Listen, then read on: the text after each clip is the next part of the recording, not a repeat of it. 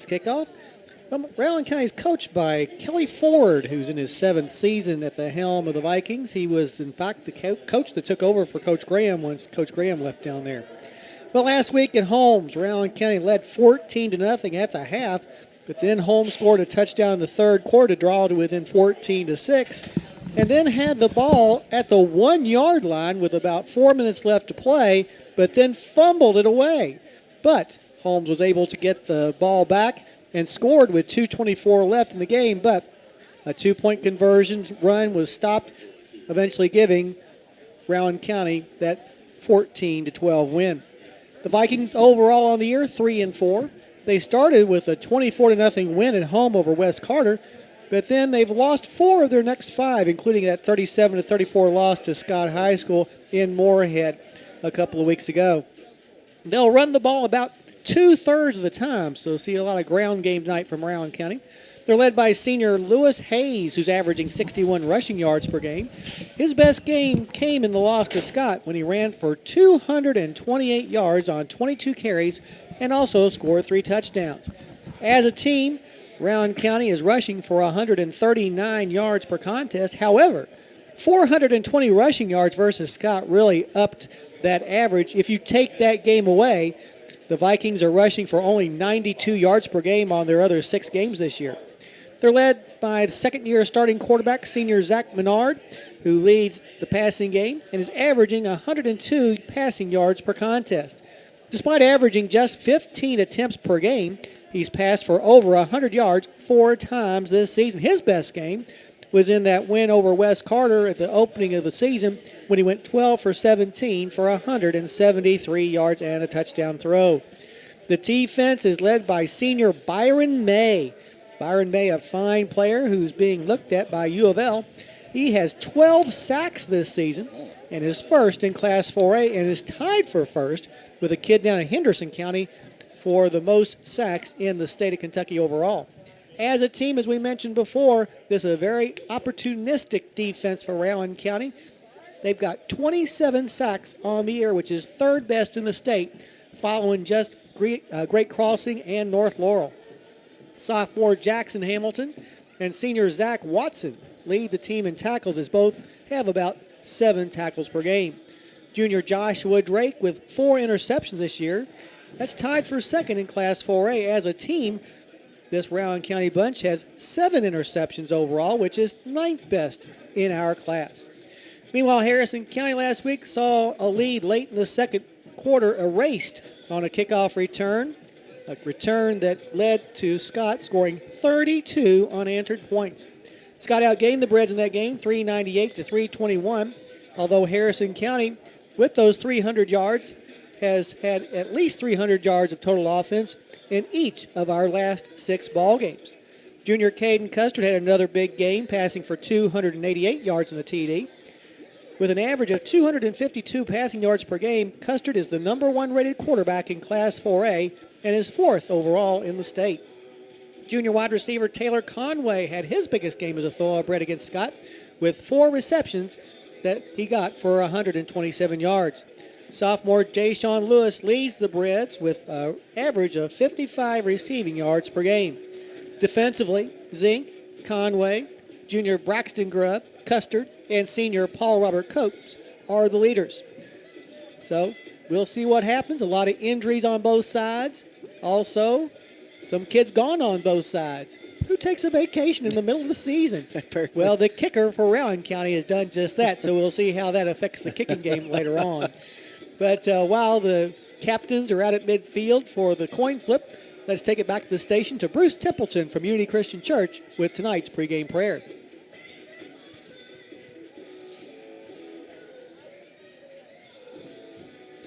Father in heaven, we ask your blessing on the game that these student athletes are about to play. Give each one of them the courage to play this game in a manner which by their words and actions. Do what? You've been thunderstruck. Let all of us, student athletes, students, it's a great coaches, football parents, song. It is. enter into this competition. That's the first time I heard Thunderstruck was on Varsity Blue, the movie. Yeah. Father, I was like, ask oh, you man, that to song's bless each one of us awesome. special It just says football. players. Keep us all under the protection of your Son, Jesus Christ, and help us be aware of his presence with each of us in this game. Hey, Mike. For it's in his name we pray. Amen. My name's Bruce Templeton. I'm minister of Unity Christian Church at 5848 Highway 36 West outside of Cynthiana. Love to have you come visit us in our Sunday morning services, 9 and 10:30. Hey, Joe. We'd love to see you there.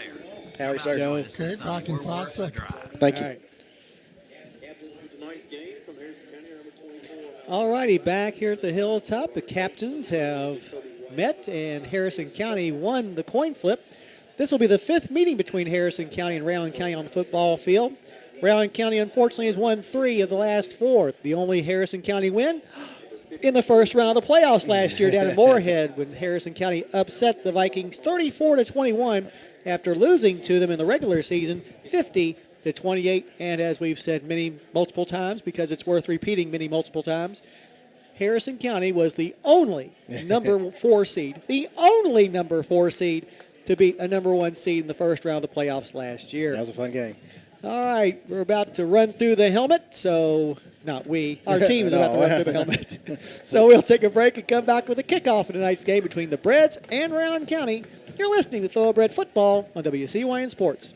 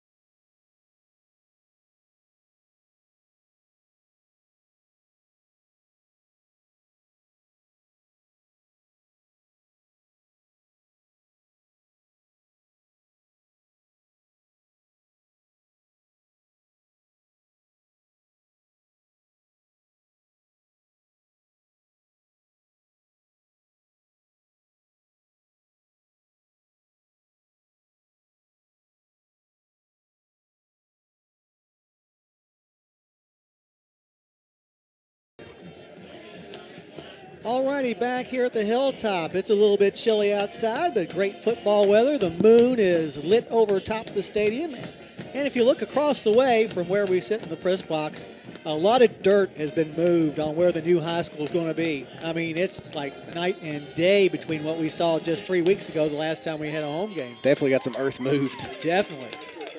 Going to be a lot more earth moving because it hadn't quite filled out that little spot in behind the opposite team's Right. line over there. So we'll Yeah, have to it'll wait and see. be an interesting backdrop once it's all said and done in a few years. It will. It'll be pretty It cool. will.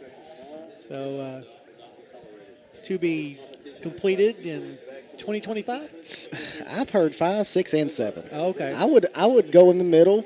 I'd say 26. 26. All Might. right. We might. That's a big project. Oh, it's a big project, huge project, and that's not the only thing that's going to be changing. So Right. it's not like just putting up a new high school. A lot of moving of dirt as far as a new softball Yeah. field, Got more new parking going to be roads, placed up there, new roads. roundabouts, new road frontage.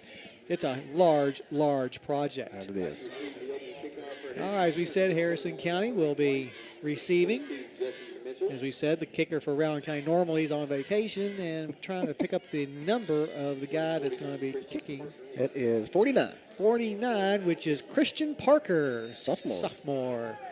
About to kick off. Let's see what kind of leg he's got.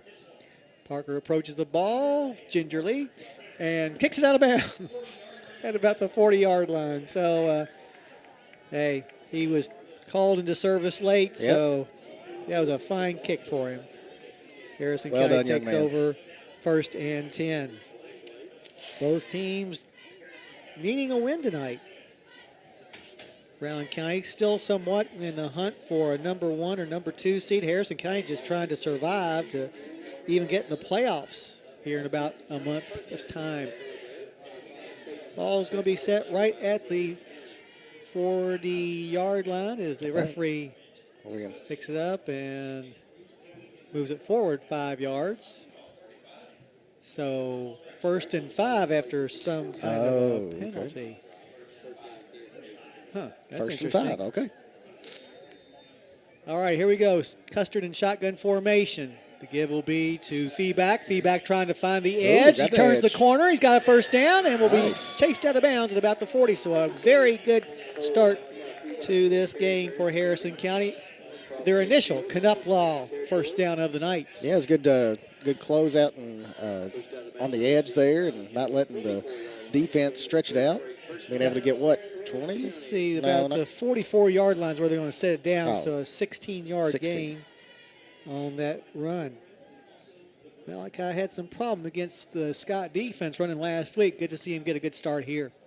Ball's on the far hash mark now. The snap is back to Custard. He'll once again give the ball a Feedback. Goes straight up the middle and running over people. That's the Malachi Feedback of old, running into people. But he gets good yardage, and that might be what we'll see a lot of tonight. Just see if these Rowan County Vikings can stop our run. Yeah, that looks like about an 8-yard gain. Wait and see. Let's see. Does he set the ball down yet? I hate it when officials take their time to set the ball down. 36-yard line, so you are correct. An 8-yard gain on the play brings up second down and 2 yards to go. Ball still on that far hash mark. Man goes in motion. Snap is back to Custard.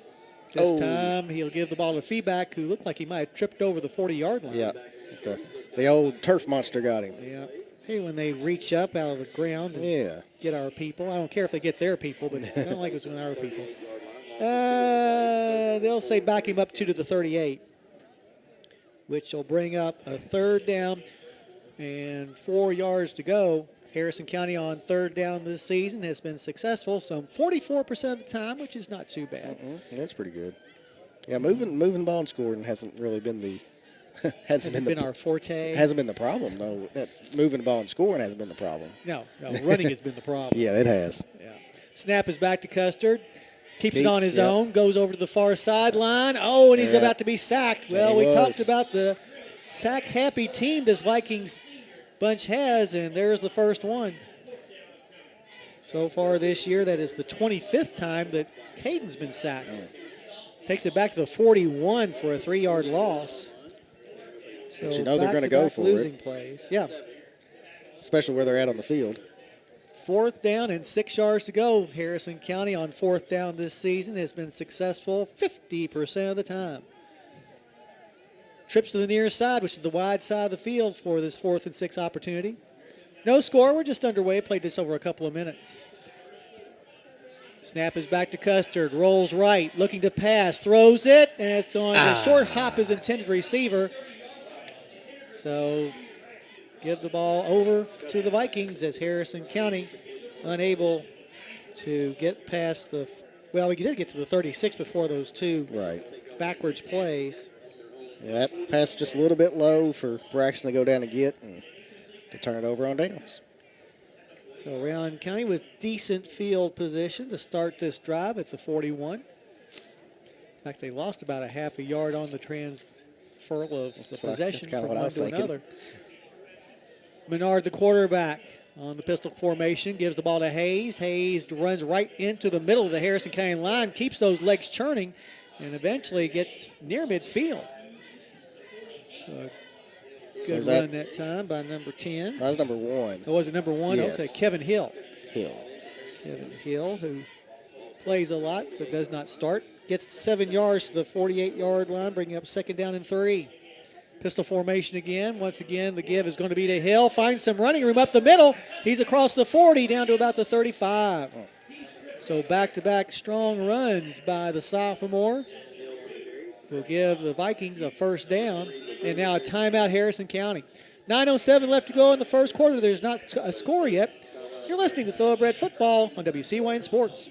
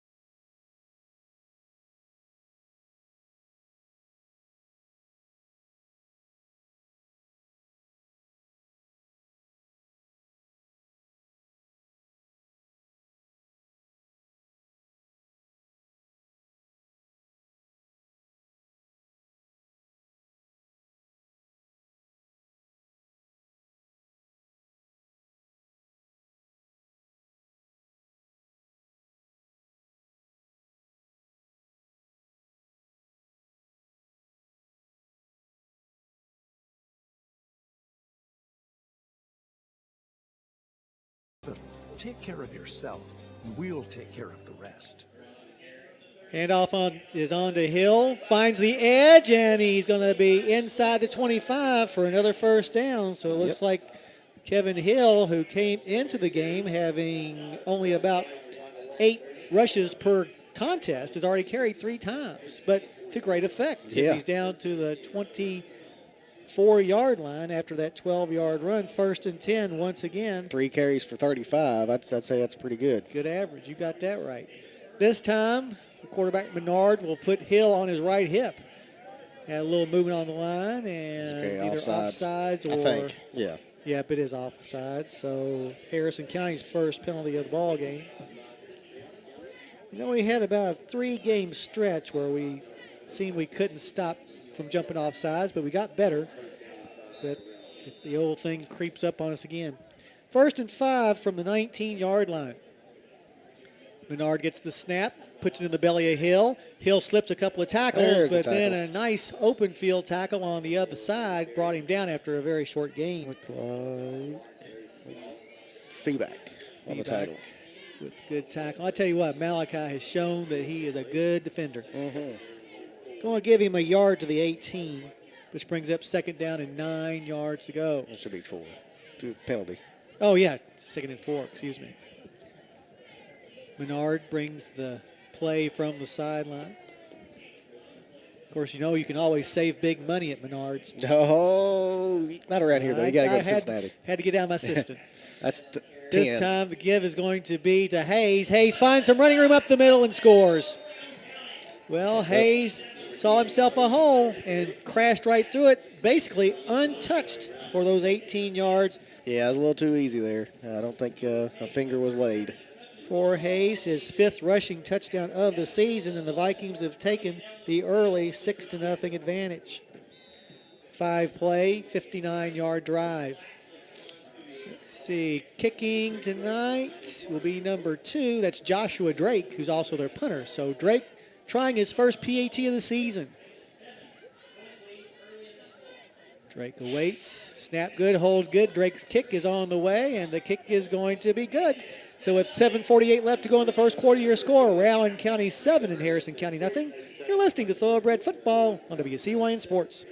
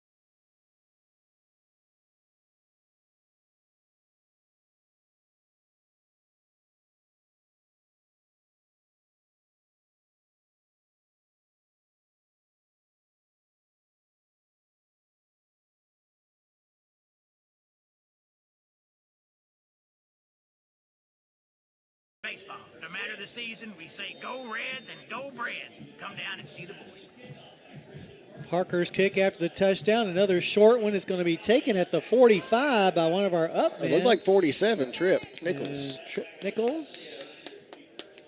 All right, Tripp Nichols with the return. Tripp just grabs that one, and he's like, I'm not going down. I'm going to run a little bit. Freshman with, I believe, his first kickoff return of the year because being he's one of our hands people, he's not really in a position to return very many kicks. But gets 4 yards to the 49 where Harrison County will start off this drive, trailing now by a score of 7-0. Custard with feedback on his left hip on the far hash mark.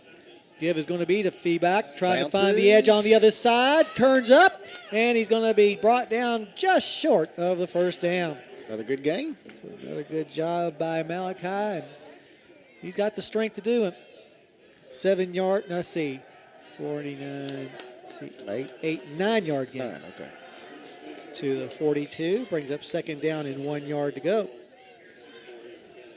Ball still on the far side. Jay Sean Lewis lined up wide to the near side with Jacoby White in the slot. some one-on-one coverage that way. Yeah. At least right now. We'll see what that safety does in the back. DB's giving Lewis a lot of room. Going back to pass is Custard. Oh, he's Fires open, it he's down, open, and it's going to be just beyond the outstretched arms Jackson of Zink. Jackson Zink. Shoot. He was open. Yeah. I thought it looked suspicious Well, over there. No, I think they got lots a of little single coverage. confused on who was supposed to cover whom. Yeah. It almost cost him, but the ball, it was a good 3 feet over Zink's head. He wasn't going to catch it. Brings up 3rd down and 1. On 3rd and short this year, the Breds have been successful 60% of the time. Braxton Grubb moves over to the wing with feedback on the hip of Custard. Now Grubb going to move from the left side to the right side for this particular play. Now he moves back over to the left side. Snap is back to Custard, keeps it on his own, trying to get to the edge and dives, but it depends on the spot. It looks, just from the first view, it looked like it was going to be just a hair short. I think you're going to be correct. So it's going to be 4th and very short. It's going to be a foot needed. Yeah, 4th and very short. 4th and very short. The Breds tried for 4th down earlier in that first drive and ended up being not successful. Here's Eric. Custard in the backfield. Don't bother Trent. Custard keeps it himself, runs to the near side, and he's trying to squeeze it. He finally got in between a couple of Viking tacklers across the 40 and another Knuppelaw first down. 3rd, 4th, 5th effort. Got it. That's what makes him so valuable. That's right. 4-yard gain on the play. Brings up 1st down and 10. We've now had 2 Knuppelaw first downs on the night. That is correct. What was the actual yardage, 4 yards? 4 yards, yes. Ball's now on the near hash mark. Custard moving Grubb from the right side to the left side. Gets the snap, gives the ball to Feedback. Feedback cuts against the grain, but there are a couple of Viking tacklers to bring him down after they may not give him back to the line of scrimmage. Yeah, We'll Big Dalton Williams was there on the stop. We'll say it's still at the 38, so no gain. Brings up 2nd down and 10. 7-0, Rowan County leads with 5:43 left to go in the first quarter. All our guys look over to the sideline to get the call to play. With Feedback still on the left hip of Custard, as has been the norm so far in this game. Grubb on the right side this time. Snap is back to Custard, looks to his left. Now flushed out of the pocket, almost sacked, now fires it, and it's going to be nearly intercepted. Custard was going to the ground as he let loose of that football, and number 54, Zach Watson, almost came up with his 3rd pick of the season. That was awful close to a sack there, but Caden was able to get rid of it in time. 27, which is Brady Smith, had his arms wrapped around him for sure. Just in the nick of time, it seems to be how Caden gets it done, but he gets it done. So 3rd and 10 coming up. The Breds on 3rd and long this year have only been successful 39% of the time. So playing against the odds here on this 3rd and long situation. Ball still on the near hash mark. Grubb moves from right to left. Custard gets the snap. Looking downfield, fires it, and over the head of a wide open, is that Jacoby over there? Jacoby, yeah. So brings up 4th down, but just like the last time, being that we're at the 38, too long a distance to try a field goal, but too short for a punt, so the Breds will be going for it on 4th down. They're 1 for 2 tonight on 4th down conversions. And as we said, for the season at 50%, so odds right on. New player coming in for Rowan County, that's number 10, Lewis Hayes, to give him more coverage in the backfield. Ball right smack dab in the middle of the field. Feedback goes in motion out to the outside to set up as a wide receiver. Snap to Custard. Backs up. Here comes the rush. Fires it down the middle. And in and out of the fingertips of the intended receiver. Jacoby White. Yeah, he had to get that just over number 6, Jackson Hamilton's hand, and because of that, it was a little too high for Jacoby to get to. So with 5:08 left to go in the first quarter, Rowan County already leading by a score of 7-0. We'll get the ball back. Taking off from the 38-yard line. Menard in shotgun formation, as we'll probably see him all night long. It's either Hill or Hayes in the backfield with him. I can't tell. Yeah, it's hard because one of them's number 1 and the other's number 10. Yeah. think it's 1. Menard gets the snap, follows Hill as he calls his own number, goes up the middle, has got a first down at midfield. First down and more. Menard's first carry of the night. And it will be at the 47 of Harrison County, so 12 and 3, a 15-yard run that time, and a first down for him. This is the Viking team that's not known for running a lot, although I think that Scott High School would say different. Snap is back to Menard. Puts it in Hill's breadbasket. Hill goes over to the right side and for significant yardage before being brought down near the 40. It'll be about 7 or 8 there. Depending on the spot. That's big chunks. Put him on right on the 40, so a 7-yard gain brings up second down and 3. And what they're doing so far, Trent, is they're getting second and short. An offensive coordinator's dream. Yeah, playbook's wide open. You can call whatever you want. If it doesn't work, you still got 3rd and short. 4:21 left to go in the first quarter. Harrison County trails 7-0. Menard has Hill on his left hip this time. Actually, a split backs. The give is going to be to Hill. He has first down, goes to the boundary, and crosses the 30, crosses the 25 before being run out of bounds. And another first down. Hill, just like the other Hill, Benny Hill last week for Scott, eating us alive. What was your official total for Benny Hill last week? 330. Yeah. Ball is going to be set at the 23-yard line, we're going to say. So a 17-yard gain. And another first down for Rowan County. Split backs once again surrounding Menard. Menard gets the snap, gives the ball this time to Hayes. Hayes cuts up the middle and is going to be at the 10, close to another first down. I think it'll be Come on, Thoroughbreds. Let's get some stopping going on. Another first down, as you just said. As they'll put it inside the 10 at the 9. So first and goal from the 9 after that 14-yard gain.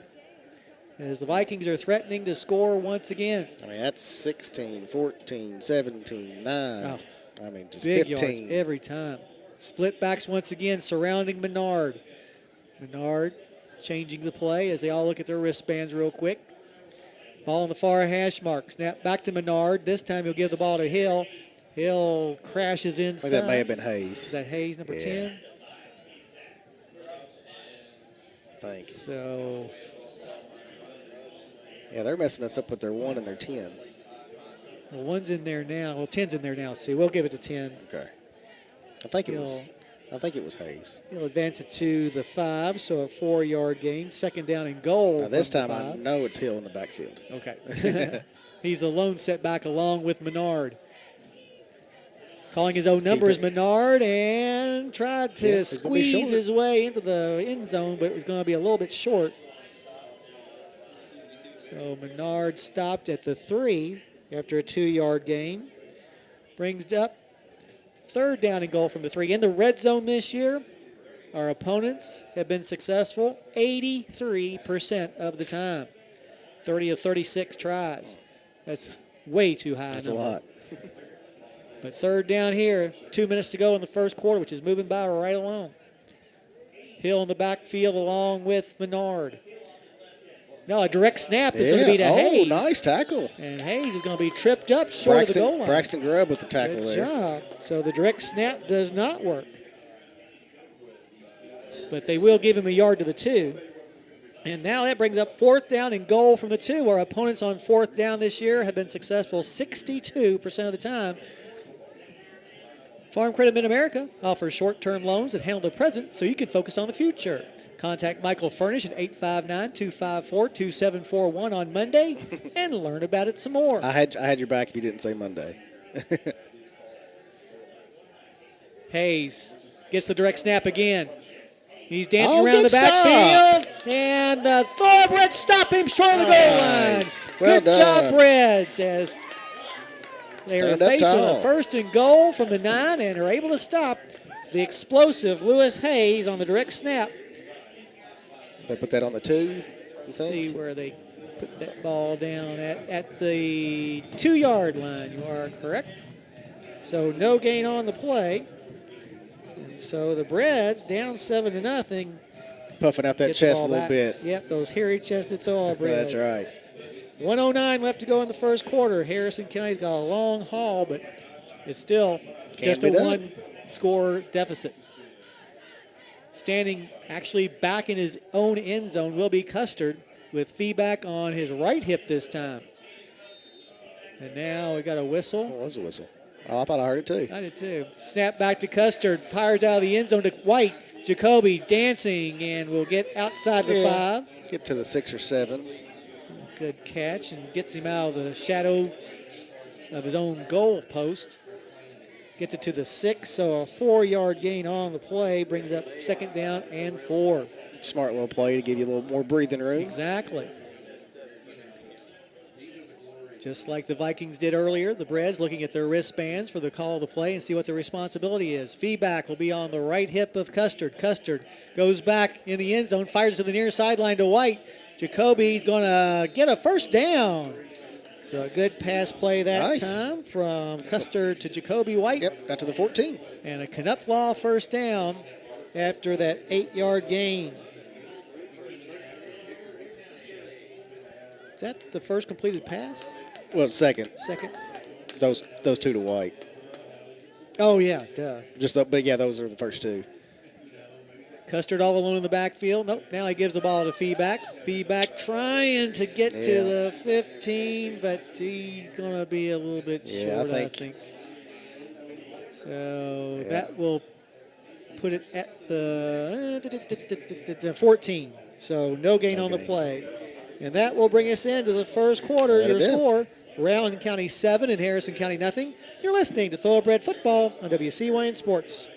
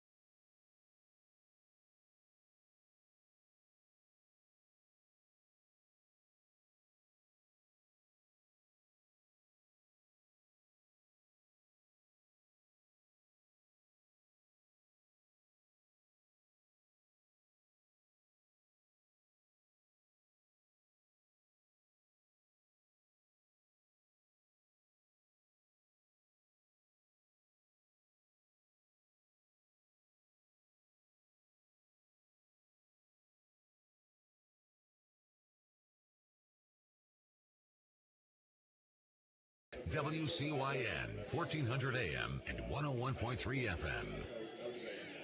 All right, as we get back to play, beginning the second quarter, Harrison County with the ball, 2nd down and 10 from their own 14-yard line after a nice goal line stop of the Vikings on the series before. Custard in shotgun formation, goes back to pass, now bootlegs out of it, trying to evade the Vikings defense, but they're there on top of him. So there was a flag too, and I think it's holding, and so that's going to be declined, I'm sure. Oh, I would too. Ball's going to be at the 7.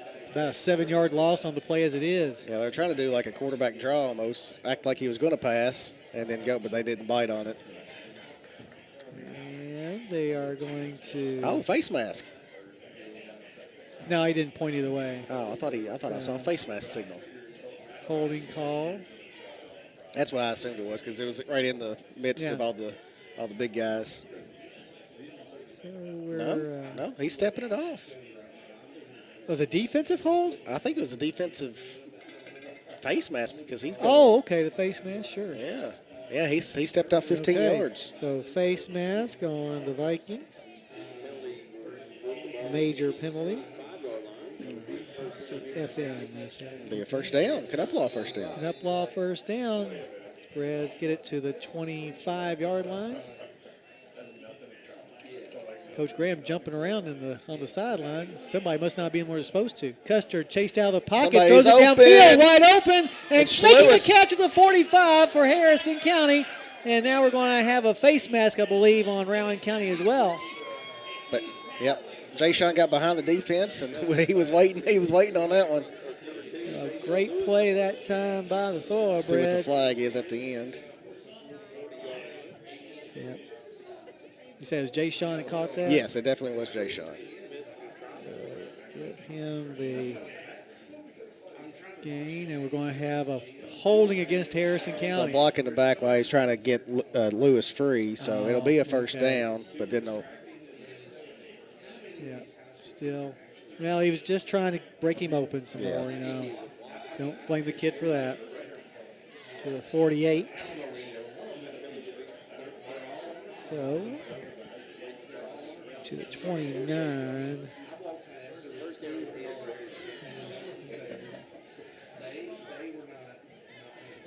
Okay, so first down and Yes. 10, another Canup Law Right. first down Mark that. for the Thoroughbreds. Did you get the yardage? I'm sorry. Yeah, well, No. Yes. I didn't count it up. Okay, we'll get it. We'll get it. Yeah. Ball on the far hash mark. Custard gets the snap, And and the we got a flag. whistle before the play starts, which usually means procedure. Yeah, I think you're right. Waiting for the white hat to make the official notification.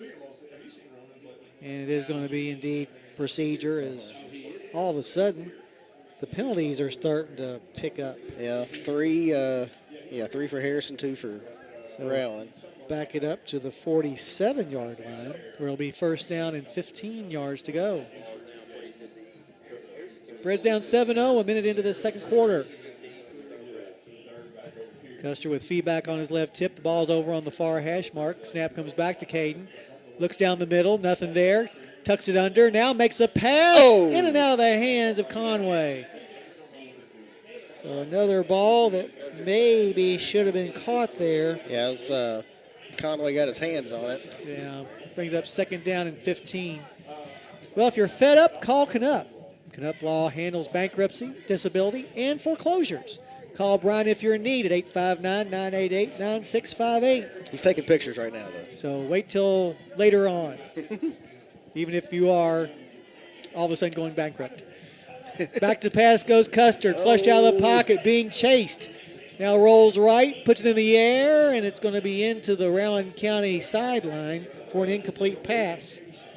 And that will bring up third down and 15 yards to go, as we're just not able to move the ball very well against what's turning into a pretty decent Rowan County Viking squad. Yeah, this the difference tonight so far, at least, is Caden's not having a lot of time to look downfield. Got no time. We're used to seeing him scramble and stuff, but he is scrambling and he's having to get away. Yeah.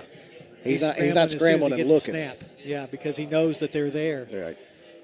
So they're doing a good job getting in there and messing up his timing and all that good stuff. So it's been a tough go so far. Just 3 completions for Caden so far.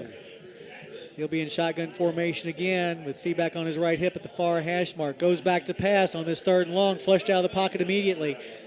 Taking it to the 45, tucks it under, crosses midfield. At the 45, he's going to be knocked out of bounds by number 28. That's Brady Capps. You're right on the 35. So a nice run there. Yeah, getting some of that yardage needed. So is that 3 and 5 and 8 yard gain? I think so. Yeah, 7 to go. 4th and 7.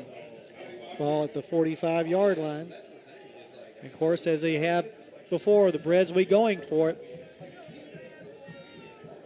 Ball's on the near hash mark. Lining up wide to the far side, Lewis. In the slot will be Conway. Custer with feedback in the backfield to give him some protection. Snap is back to Custer. Custer looking. Got some time. Flushed out of the pocket. Still got some time. Fires it to the far sideline.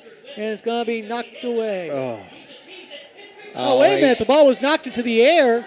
He was able to throw it, and it threw, unfortunately, right to number 53.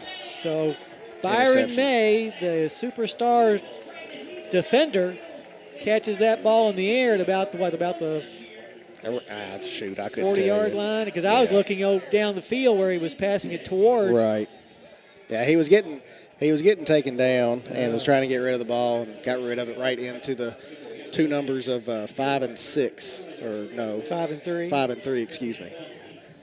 For Byron May, that is his second interception of the season. Let's see. He was back over there, popped up in the air. We're going to call it a 42-yard return. Okay. Unreal. So 13-0 now your score. Coming in for the PAT will be number 24, Ty Lowe.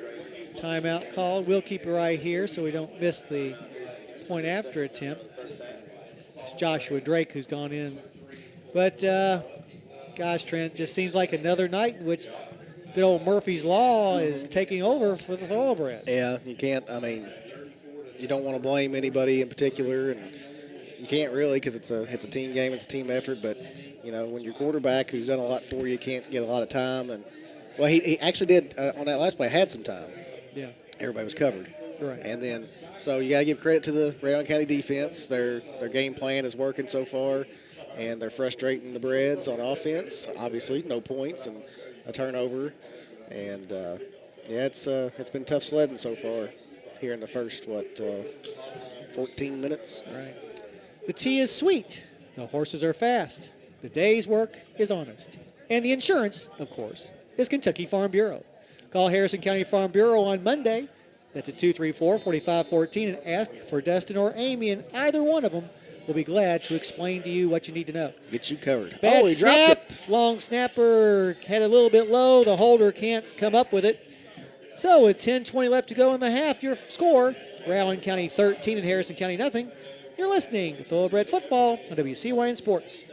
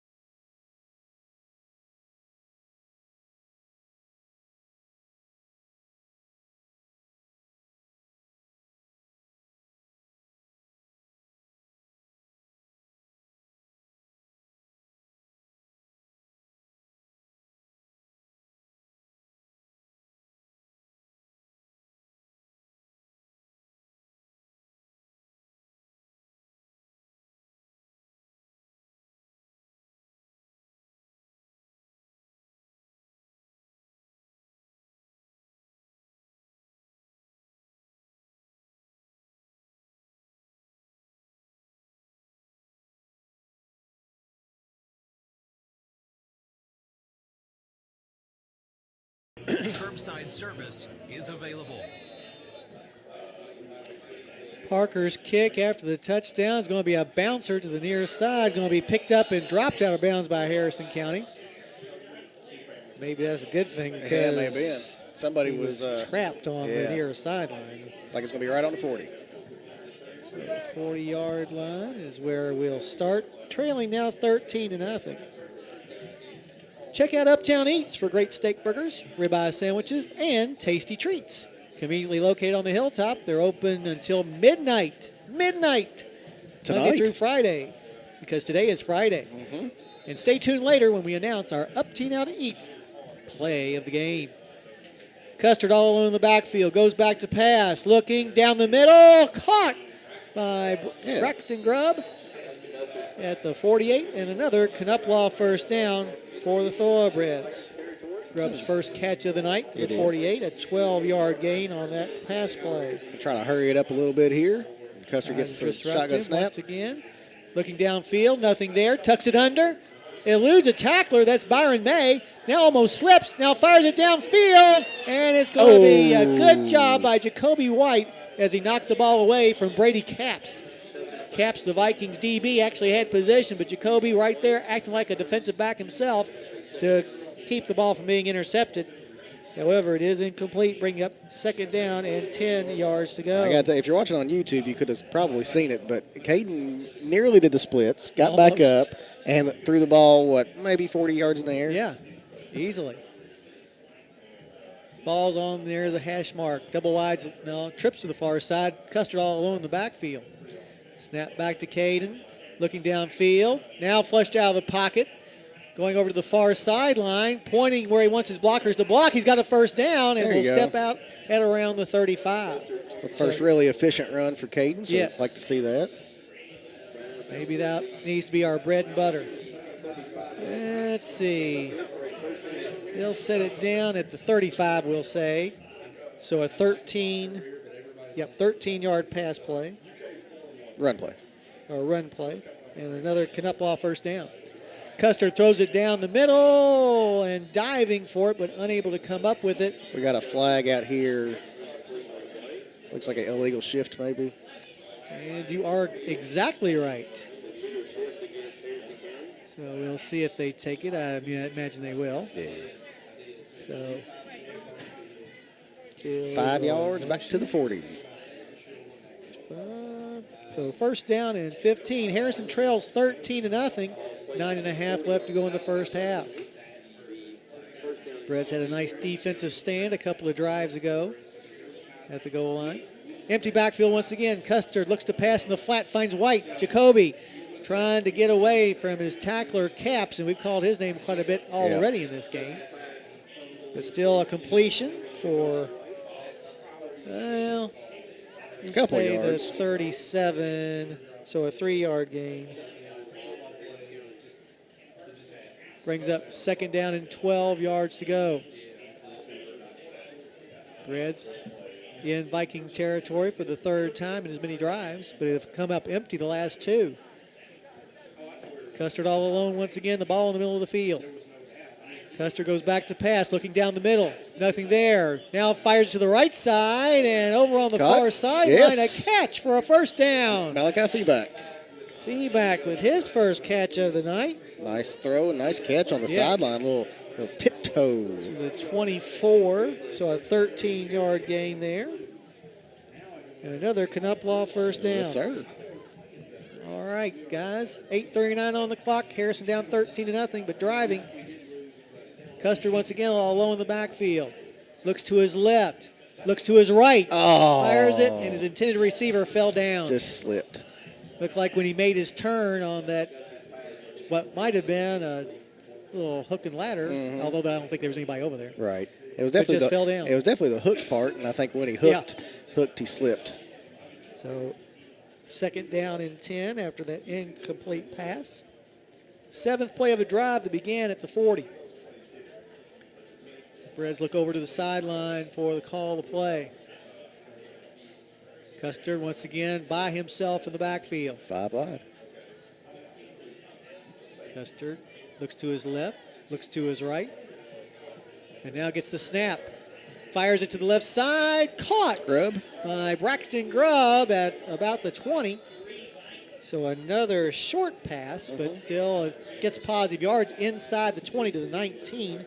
So a 5-yard pass play brings up third down and 5. Harrison County in the red zone have done pretty well themselves this year, scoring a touchdown 81% of the time. That is good. On 22 out of 27 tries. Add on a couple of field goals, and we're really doing good scoring-wise. All right, ball in the middle of the field, trips to the far side. Almost had some movement on the line, but luckily the officials didn't see it. Snap back to Custer. Looks down the middle, and now he's going to be dropped for a sack. It was May again, 53. He Got came in there. He's a specimen. Yeah, he's tough. I'll tell you what. Tough kid, tough player. They got him listed at 6'3", 235, and I don't think there's an ounce of fat on him. So another sack of Custer. That's at least 2, maybe 3. Goes back to the 23, so 4-yard loss on that play. And that brings up fourth down and 10. 7 minutes left to go in the first half. Harrison County trying to get that goose egg off the scoreboard, but having difficulties against an inspired Rowan County defense. Remember, they've still probably got a slow burn about us beating them in the first round of the playoffs last year. Man goes in motion. Custard follows that man. Goes to the left side, inside the 20, dives for the 15, but he's not going to get the first down. Yeah, good game, but not enough for what was needed. So they put it down on the 16. Let's see. Yep, 16-yard line, so 7 was what he got. He needed 10. So give the ball back over on downs to Rowan County. 6:46 on the clock. Vikings leading 13-0. Yeah, that was our deepest penetration of the night, if nothing else. Oh, for sure. All righty, Menard with Hill in the backfield along with him. Hill's had a good game so far. Pass. Play action. Flush out of the pocket is Menard and Behind is forced to throw behind the intended receiver, Hayes. So a good rush that time by the Breds. First time we've actually hurried a pass.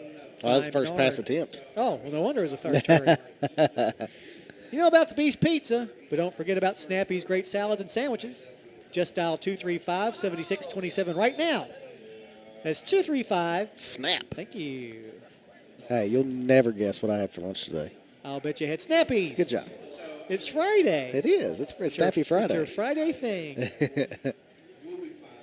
What you going to do next Friday, though? Oh, next Friday I'll be driving home, so I won't Well, you have have to Snappy. drive home early so you can eat your lunch at Snappy's. Of course, I guess you all would have to get up at about 1 o'clock in the morning. Yeah, so it'd be pretty might early. not be happening. Pistol formation this time for Menard. With Hill behind him. He'll give the ball to Hill. Hill trying to find an opening. He found something. Is pushing I don't know against how. our offensive line or defensive line a little bit. Yeah. He just kind of got in with all the big uglies in there and just went with them. Hill is a 5'7" running back, much like Benny Hill last week, and it's hard to find him sometimes. Gets the ball to the 21, so a 5-yard gain. That'll bring up 3rd down and 5 yards to go. Clock continues to run at 6:12. Ball is going to be near the near hash mark. Hayes will be in the backfield along with Menard, with Hill as a split back on the other side. It's been a formation that's worked for him so far in the game. The give's going to be to Hayes. Hayes trying to rush to the outside. Slips a couple of tackles, now turns the corner and has a first down. So a big run by Lewis Hayes. I had fingertips on those jerseys, just couldn't get a hold of him. That was all Hayes there. Those weren't missed tackles. That was Hayes being fast. Good running back to the 30-yard line, 9-yard gain, and a fresh set of downs for the Vikings. 5:43 on the clock. Now we don't want to go into the locker room down by 3 scores. 2's going to be hard enough. Ball on the far hash mark. Menard with Hill on his left hip. Double Y's left and right. Menard changes the play. Now relays the signal on to the offensive line. Hill looking at his wristband as well. And delay a game, yeah. Just took too much time. So back the Vikings back 5 to the 25 for a first down and 15 coming up. Full moon out tonight. We got a good view of it, don't we? Yes, we do. It's staring straight into the press box. Much rather have the moon doing that than the sun for sure. Oh, yeah. Had that a couple of times this year. Yeah. Rowan County taking a long time to get set. Once again, split backs surrounding Menard. Hill on the left side, Hayes on the right. Snap is back to Menard. And the give is going to be to Hill. Hill pushing the pile forward. I did see 10. That was Hayes. Was that Hayes that time? So Hayes with a nice run. Get back to the original line of scrimmage. Yeah. So gets back the 5 of the penalty. To the 30 to make it 2nd down and 10 yards to go. Ball's on the far hash mark again with double wides left and right. Menard tells Hill to get from his right hip to his left hip. Now Menard takes it on his own straight up the middle. Somebody tackle him. Crosses the 45 for a first down. And once again, several missed tackles on that play. And a good run by Menard for another first down. Yeah, just 3 runs for Menard, but very effective on all 3. They'll set the ball down at the 47. So a 17-yard gain. Yes, that's very effective. They don't pull it out often, but they pulled out just enough. So far, 3 tonight for 34. Once again, Hayes and Hill in the backfield to surround Menard. Both look at their wristbands. Yeah, Menard's out and here. Now it's going to be Hayes direct as a snap. Wildcat formation with Hill on his right hip. Snap is back to Hayes. It was low, picks it up, runs forward, and gets close to the 50-yard line. Yeah, you are right. 49 is where we're going to mark it. So 2 yards on that disrupted play. Second down and 8 yards to go. Clock down to 3:23. But the Vikings do have all 3 timeouts in case they need them. Already leading 13-0. Reds have only been shut out once this year. That was Lawrence County in game number 1. Still a lot of time to play in this game. Split backs in the backfield along with Menard.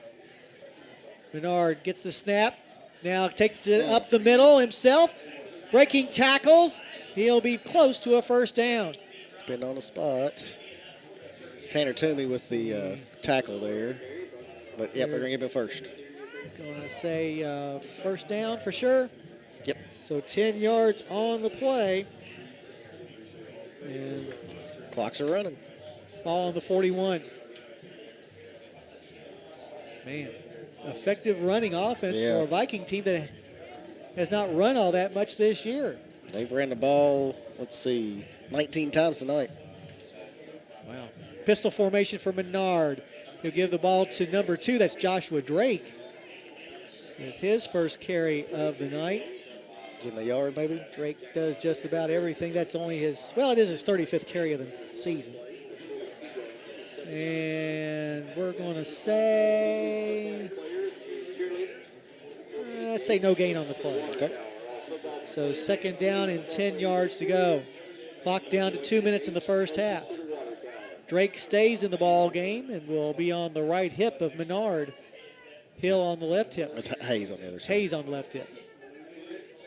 Menard asks for the snap, gets it, gives the ball to Hayes. Hayes got some room. Finds the boundary, but will be pushed out of bounds short of the first down, and then flag on Harrison County for a tackle out of bounds. No. Hayes had the face mask of the Harrison County he did. player. Oh, good. That should be the call because he did. So Hayes will get the face mask penalty after gaining up to about the 37, we're going to say. So it'll be a 4-yard gain. Should but be. then I saw they'll it. take the ball backwards Yeah. on the face mask. He had a hold of Damon LaRue's face mask as they were going out of bounds and yanked down on it. So subtract it back to, should be the 48 on the opposite side of the 50. And that's where they're heading, and that's where they'll stop. That makes you happy, doesn't it? Yes, it does. I like it when officials can count. We've had too many situations this year where the officials gave us a 13-yard penalty or a 9-yard penalty or an 11-yard penalty. So good job, guys. All right, minute 48. There you go. Second down and about 15 to go. Harrison County nearly jumped off sides. The give is to Hill. Hill trying to find a hole. And a nice open field tackle on the opposite side. Jacoby White. Good job bringing Hill down.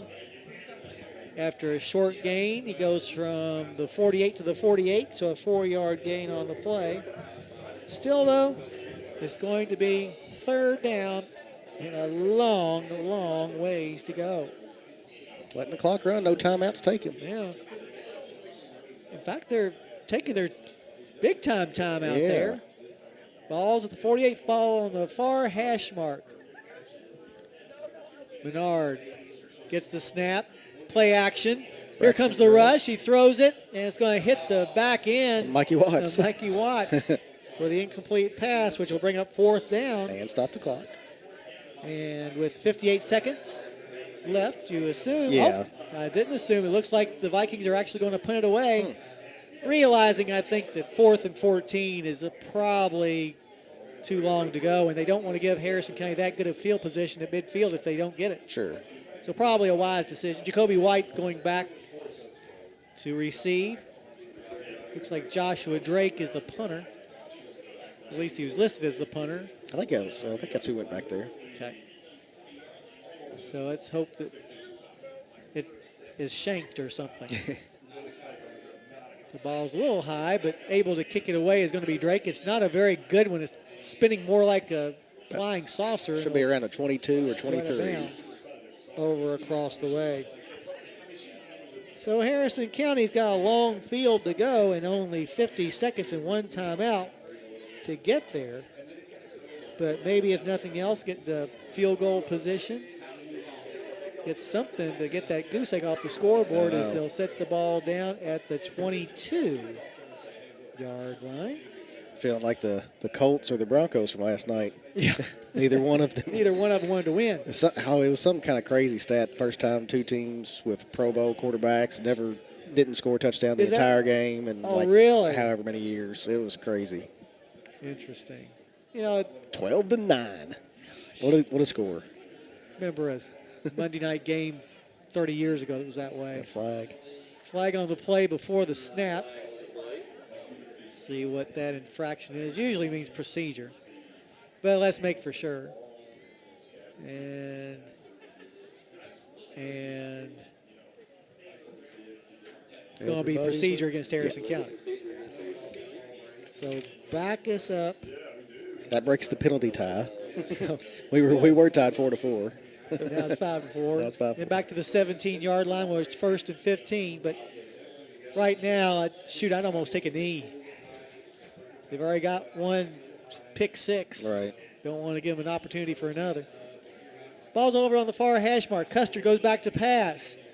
He's right at the goal line. A long pass to midfield, and it's going to be out of the hands of Jacoby White.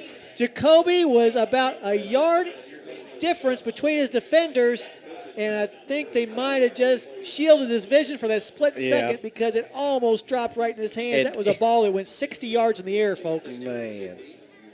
60 yards in the air, that pass by Caden Custer. 2nd down and 15. 42 seconds on the clock. We've had some missed catches. Had a couple last week, too. Had a couple last week as well, especially early on. Right.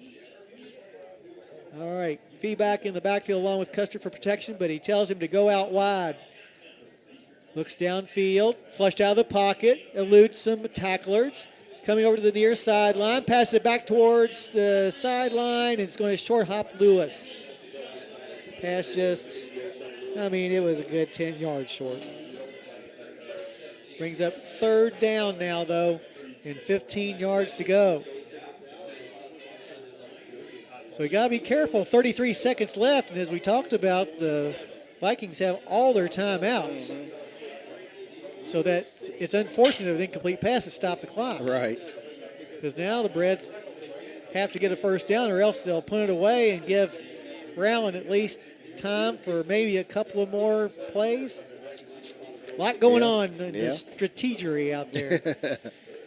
All right, now the Brads are ready to go. Custer gets the snap, goes back to pass, gets out of the pocket, now fires it downfield, and this one is going to be caught by Harrison County at the 37-yard line. Oh, they said he was out.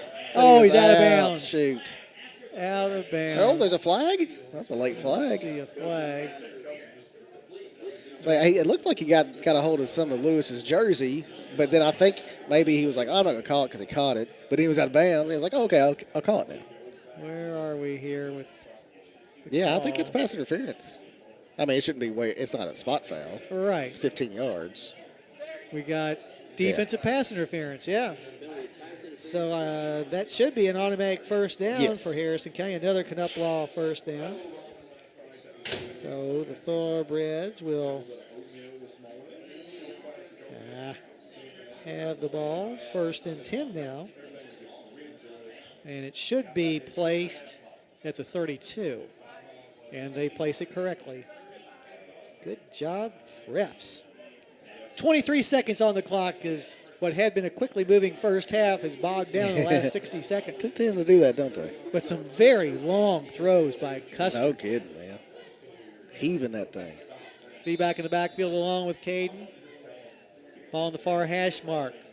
Custer goes back to pass, runs out of the pocket, looks downfield, stops, fires it, looking for Jacoby, and this ball is going to be intercepted on the tip drill by Joshua Drake.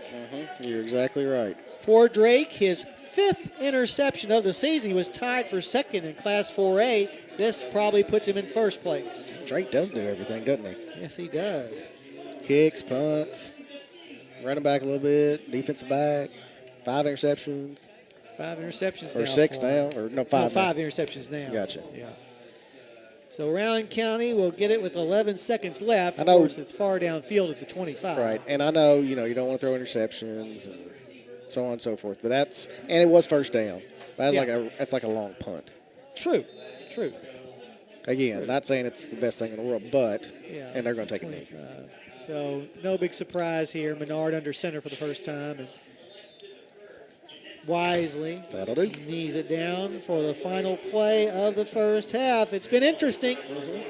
As we go to the locker room, the visiting Vikings from Rowan County lead 13-0. We invite you to stay tuned for our halftime show. We'll go over all the scoring and stats from the first half, as well as take a look at what else is going on the hilltop in our other fall sports, some of which have already ended, some of which are in the postseason, and some of which are still finishing up the regular season, the whole panoply, as it were. We'll also take a look at what our past and future football opponents are doing here on week number 8 of the KHSAA football season. It's a lot to do, but we'll get it all done. Don't worry. But once again, your halftime score from here at the Athletic Complex, Rowan County 13, Harrison County nothing. You're listening to Thoroughbred Football on WCYN Sports.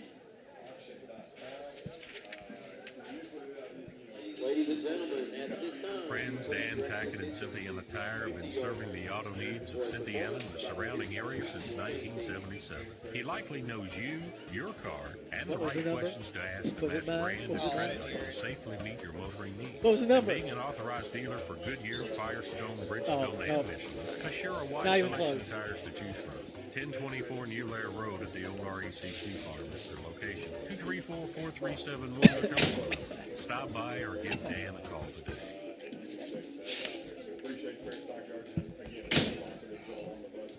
Is your tractor getting up there in hours? Are you looking to add a new piece of equipment to your operation?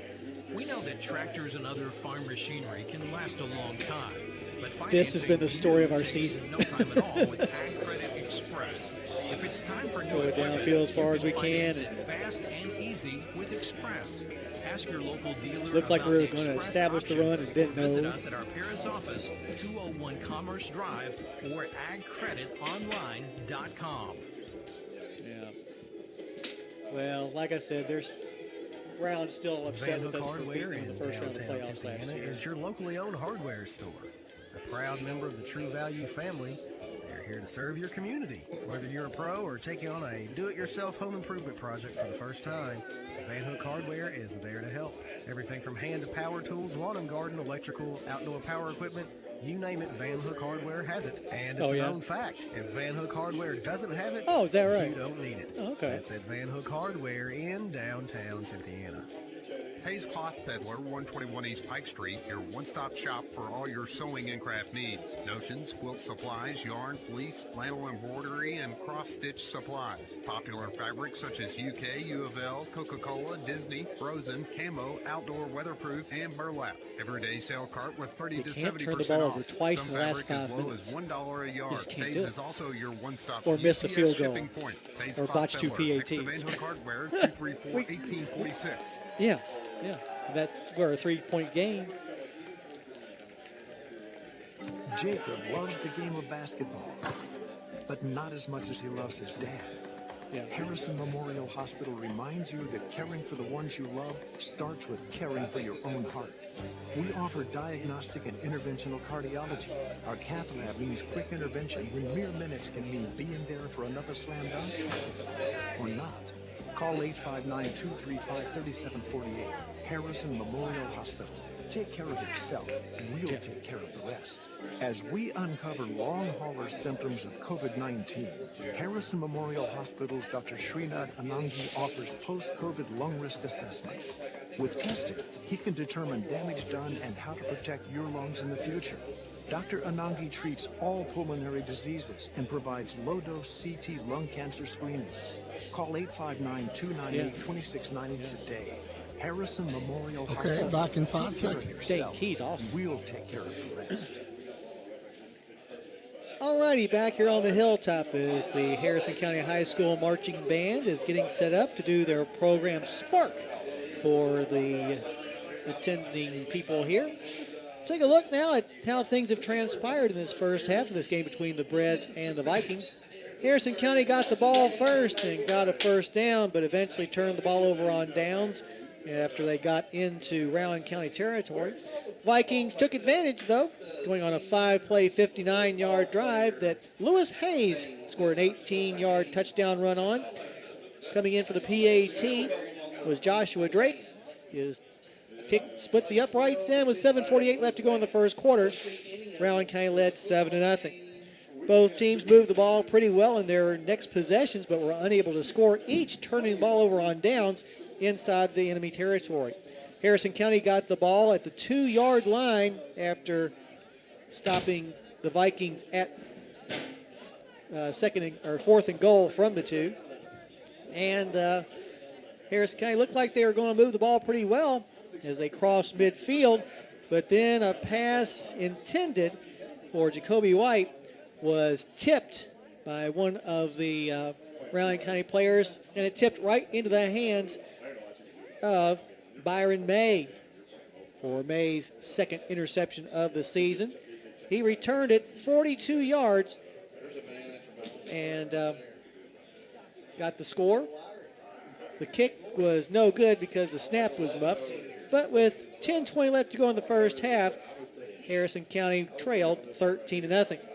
And that ended up being what our halftime score is, as both teams moved the ball pretty well, but neither team was able to score. We'll take a break, come back, and have Trent take a look at the stats as they are here in the first half after this timeout. Once again, here at the Athletic Complex, your halftime score, Rowan County 13 and Harrison County nothing. You're listening to Thoroughbred Football on WCYN Sports.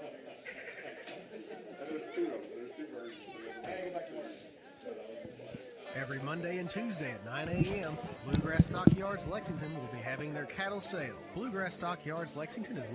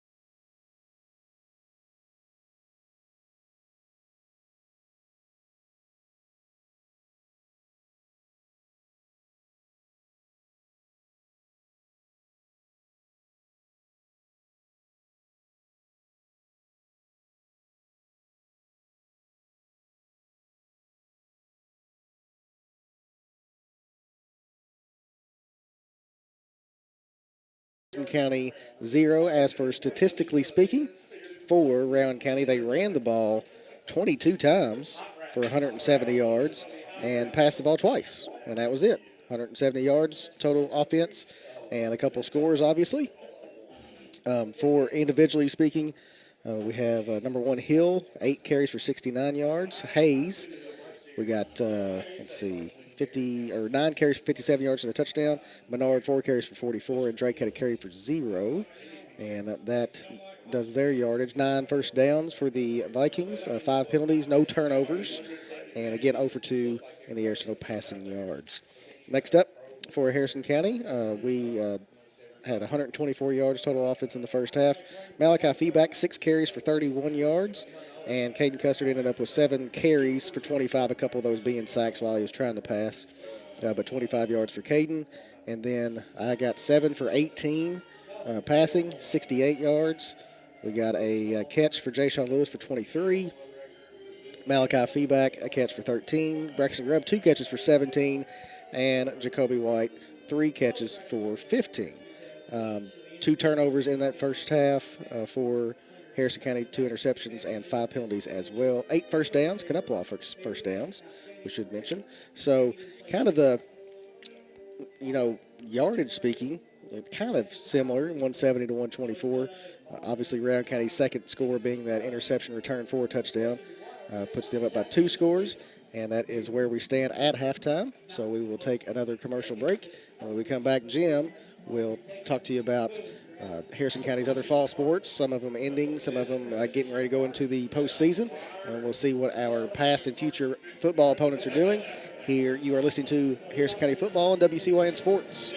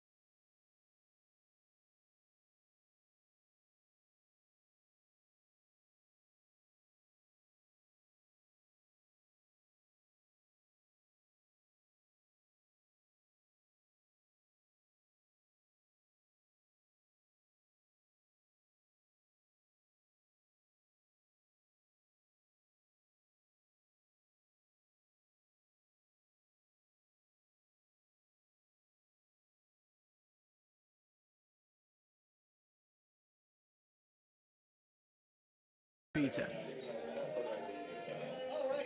Nope. I forgot to turn you back up. I should have done that. I was talking to Mike and Eric over there. But right now, the Harrison County High School Marching Band going through their routine. They're off tomorrow, but will be participating at the, I forget what kind of invitational it's called, over at Eastern High School in Louisville a week from tomorrow. And then following that is when the regionals is over at Bourbon County. So seems like the marching band season is awfully quick, and it is. Yeah, it is. But taking a look at the sports, the volleyball team now 23-9. Last Saturday they hosted the Phillies Fall Fling and ended up winning 4 of the 5 matches, defeating Augusta, Ludlow, Rowan County, and Western Hills before losing to Washington County. On Tuesday, the girls went on the road to Robertson County and knocked off the Lady Devils 3-0. On Wednesday, they won here at home against Montgomery County, I think it was. I just got one at home, so, Montgomery County at home on Tuesday beat them, and then last night they did lose to Scott. Last night they lost at home to Scott 2-0, so correct. I got that one. Okay, but beat Montgomery County on Tuesday. So that was our match of the week. So there are 2 more regular season matches left for our girls. On Tuesday, they'll head up to Claryville to take on Lady Campbells of Campbell County. And then on Thursday, they'll have their last regular season game on the Hilltop as they'll host Bourbon County at 7:30. You can listen to all the action of that match as Ed Lewis will have that call of Harrison County versus Bourbon County. Girls soccer team, which started out slowly at 1-11, are now 6-12 if they've won 5 of their last 6 matches, including the 2 matches in the district tournament at Mason County. They whooped up on St. Pat 10-0. And then on Wednesday in the championship game, defeated Pendleton County 2-1. The regional tournament, I think they'll have the draw tomorrow. But either way, the regional tournament for the girls soccer team will be right here at the athletic complex next week. Boys soccer team, 10-6-1 on the year. They also won the district this past week up at Pendleton County. They defeated the host school, the Wildcats, 4-1 on Tuesday. And then last night in the championship game, knocked off Mason County 4-0. Now the boys regional soccer tournament will be at Clark County High School. Okay. So the girls here on the Hilltop, the boys over in Winchester, Clark County. So as we said, tonight is the band senior night. So congratulations to all those seniors. There was a lot of them. Have been playing since the 7th grade, and there was a whole. Was it I 13 or meaning 14? to count them. Yeah, I didn't but either. It's one of those where I started and then I started talking to somebody Right. and lost my count. But yeah, I'd say we've probably got about 40 band members, and I'll bet you 15 of them were seniors. Yeah, it might have been 15. So a senior-laden group, which we hope will do well over the last contest in the regular season for them next week, and then on into the postseason the week after next. As far as our past and future football opponents, Lawrence County keeps on rocking right along at 5-1. Their only loss was a 17-14 setback at home against Greenup County in their second game. But last week they won at Boyd County 13-10. They got a district game tonight at home as they are taking on Pike County Central. Anderson County picked up their second win of the season last week, knocking off Jeffersontown in a non-district game at home. Tonight they're playing a district game in Lawrenceburg against Bourbon County. That is a district game for them as they try to improve upon what is right now a 2-4 record.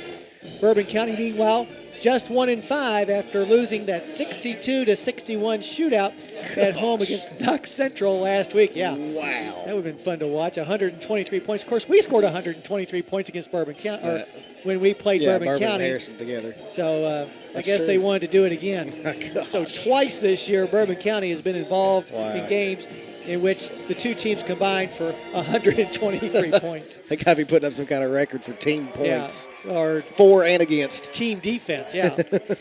West Jasmine, 3-4 on the year after losing at home to Woodford County last week, 77-35. Woodford County is very good. Yes, they are. They have an open week tonight.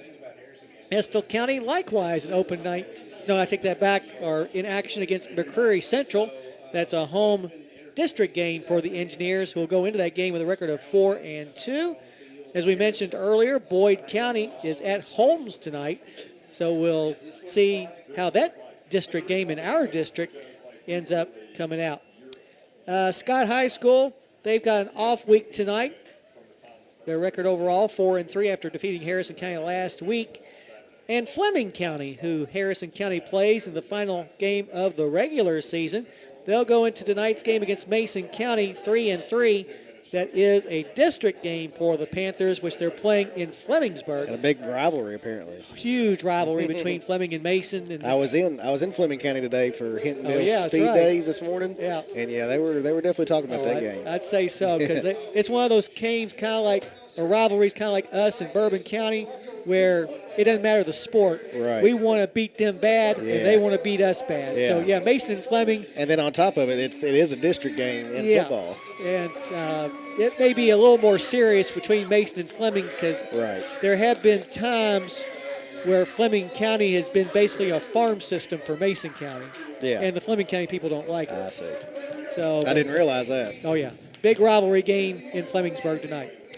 All righty, back here on the hilltop, both teams have returned, or at least ours is about to return to the field, 13-0. We got some future thoroughbreds out there. Yeah, the Pee Wee League's being introduced to players and cheerleaders, so they'll get a chance to run across the field. I think the cheerleaders on one team are running back and forth. I think they're doing suicides out there.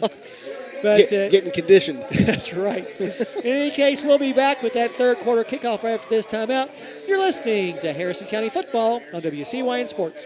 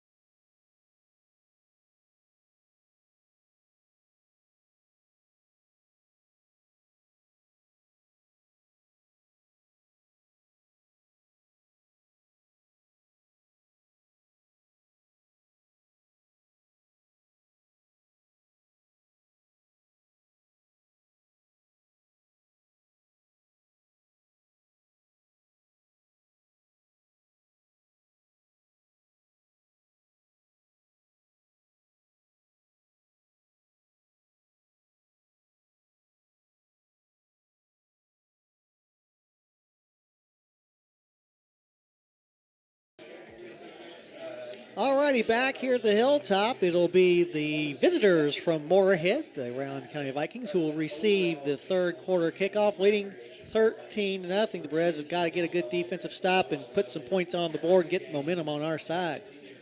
Farm Credit Mid-America offers short-term loans that handle the present so you can focus on the future. Contact Michael Furnish at 859-254-2741, and he'll tell you more about it, but be nice and call him on Monday. Yes, but please call him. That's right. And tell him that you appreciate him sponsoring all of Harrison County sports. All of Harrison County sports. If you want to be a sponsor, just call the radio station and they'll... And if nobody answers, then you can email me, trent.harris@wcyn.com. And say, or you can love to sponsor Thoroughbred and Philly sports. Yes, and if you can't do that, you can text the same number that you call. That's right. Because that's the Knuppel text line. That's right. Remember, people, election time's coming near. We have gotten quite a few coffee breaks lined up, and some folks you'll be hearing some commercials soon for some candidates. So. Very good. But yeah, I mean, I know there's a lot more out there. But the most important thing, as I've said many times, vote. Yes, please Vote. This is a very important vote this year for Harrison County and Kentucky in general. If you need to know who to vote for, call Jim and he'll tell you. Yes, I will. No secret there. Oh, great. Delay game on Harrison County. Delay a game on Harrison County to start things off. That's not a good way to start. As I guess our band... Was that because of the halftime festivities? Oh, because of the introduction of the kiddos. Oh, okay. Just too much time. So 5-yard penalty against Harrison County to open up the third quarter. Now there looks to be some confusion on who's supposed to be out there for the kickoff. This coach is talking to one of the players. That player being Richard Morris. Now Richard's ready to go. In fact, Richard's going to be kicking the ball. Oh, that's a first this year, right? Yeah. So Morris with the kickoff try, and of course Coach Graham was telling him how he wanted this ball kicked. He's going to set it at the far hash mark on top of the 35 after that delay of game penalty. And the deep guys for the Vikings sneaking up. I mean, they're not thinking that this is going to be a kick. Yeah, they are right on that 10-yard mark. So they're coming up quickly. So Morris with what we think might be an onside kick. At least Rowan thinks so. On Richard. Morris, the senior. It's going to be a pop-up, and it's going to be knocked away. Oh, and Harrison who gets County the scrub? might have recovered. Braxton Grubb coming over, pointing our direction. That was about as good an onside kick as you could do, but now the Rowan County people are celebrating as well, and it looks like the Vikings. That was a very nice pop-up kick. Well done, but yeah, Rowan County probably got it down there at the bottom of that scrum, and was able to rip it out, and take care of their possession. So they'll take over at the 47-yard line, 1st and 10. Ball's going to be on the near hash mark. The Vikings already lead 13-0. Split backs for Rowan with Menard and Hayes and Hill on either side. How many run plays do they usually run a game? About a third of the time they run. 22 carries tonight so far. So 227. They run about 30-some-odd times a game. Okay. But they're on pace to pass that, obviously. Yeah. There's another Gibbs going to be to Hill. Hill finding running room. And he's still on his feet with 3 thoroughbreds having to bring him down, but not until after Hill gets a first down. So I think just like in the first half, we're going to see a steady diet of Kevin Hill here in the second half as well, especially if he keeps running like that. Yeah, we're going to get Hill, and then a change up with Hayes, and then some more Hill, and some more Hayes, and maybe a Menard. 15-yard gain on that play, 1st and 10 from the 38-yard line. Menard once again with the split backs. Looks over to the sideline now, calls out the play. This time the give is to Hill once again. Yep. Hill trying to find the boundary, but this time we're on him pretty well. Throwing him out of bounds is going to be Tanner Toomey. So good job. but still, still good a gain. little bit of gain to the 32. So a 6-yard gain on what looked like was going to be none. 2nd and 4. That just means that the Viking offensive line is getting some push on our D-line. Yes, they are. We got a lot of guys out there in different positions tonight, just trying to find an answer. And so far, we haven't found it. Split backs once again surrounding Menard. Menard now will give it to Hayes. Hayes trying to get to the outside. He does. First down. Still skipping around tacklers and out of bounds just short of the 20-yard line. They just are getting so many yards before we even make contact. It really seems like besides that 1st and goal stand that the defense had, it's just been, at the least 5 yards. 11 yards on that play and another first down for the Vikings. Ball's now on the far hash mark. Double wides to the near side, the wide side of the field. Menard gets the snap, hands the ball to Hayes. Hayes goes straight up the middle and is going to be dropped short of the 10-yard line, but another good long run. I think it's another first down. And the way they're setting it, you are correct, right at the 10. So an 11-yard gain there. Their gains here in the second half, 15-6, 11, and 11. And it's got them first down and 10 first and goal from the 10. Now, we stopped him in this situation before, if you'll remember. But let's do it again here.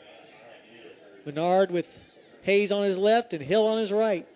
It's been a combination that's worked very well so far. Handoff is going to be to Hayes. Goes up the middle and inside the 10. Yeah. We're around the 6 Good or 7. stop by the interior of the Harrison County defense. I'll say it's at the 6. It's hard to tell. Somewhere around the 6 or 7. I can't. Yeah, we'll call it the 6. 4 yards on that game. 2nd and goal from the 6. Vikings trying to go up by 3 scores. 9:49 left to go in the third quarter. 13-0 Vikings lead. Now Hill is the lone setback along with Menard in the backfield. Double wides left and right. Now Hill moves from the right hip to the left hip. Ball's on the far hash mark. Menard gets the snap. Carries it on his own. Winding around our defense and into the end zone for the touchdown. For Zach Menard, his 2nd rushing touchdown of the season. This time from 6 yards out. And that will increase the lead for Rowan County to 19-0. Pretty Looks as though the Vikings will be going for 2 to make up for that. Yeah, try to get that 21. Buffed PAT attempt. This time Menard will be alone in the backfield. Trips to the near side. Ball in the middle of the field. Let's see what Menard does here. Snap is back to him, looking to the right. Now tucks it under, still looking. Now takes off towards the goal line and crosses it with ease. So with 9:31 left to go in the third, your score, Rowan County 21 and Harrison County nothing. You're listening to Thoroughbred Football on WCYN Sports.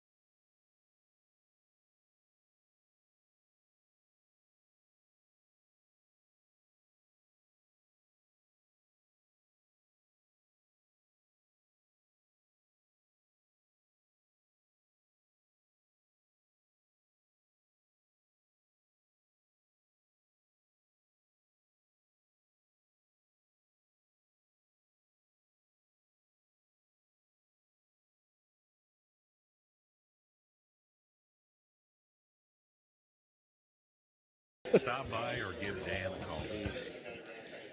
All righty, back here at the Hilltop, the Vikings have gone up 21-0 after that 8-yard run, make that 6-yard run by Menard, culminating a 6-play, 53-yard drive. Harrison County getting the ball for the first time here in the second half, and Trent, our body English is not very good. No, it's not. We look at Obviously, when you're up by 21, you're a little more Parker's excited. But kick at the 26 is picked up. Coming this way Conway. is going to be Conway. And Conway's going to be dropped just shy of midfield. So a good return that time by the junior, Taylor Conway. And maybe that will give us a little bit of spark. A little spark we need. We should have taken the spark away from the marching band, whose program is called Spark. Okay, I thought it was Glow for some reason, but it was Spark. About the 48-yard line, so a 22-yard return that time by Conway. Ball's on the near hash mark. Reds need some points. Braxton Grubb says something to Custer before going to his tight end position on the far side. Actually, it's the wing. Snap is back. Keeper this time. Flag on the play, and Custer's going to be dropped for no gain. Probably a hold and probably If it was a hold, then it was terrible because it was 20 yards away from where Custard was running. Officials getting together to discuss it, to make sure that they're both on that same page, and it's going to be a personal foul.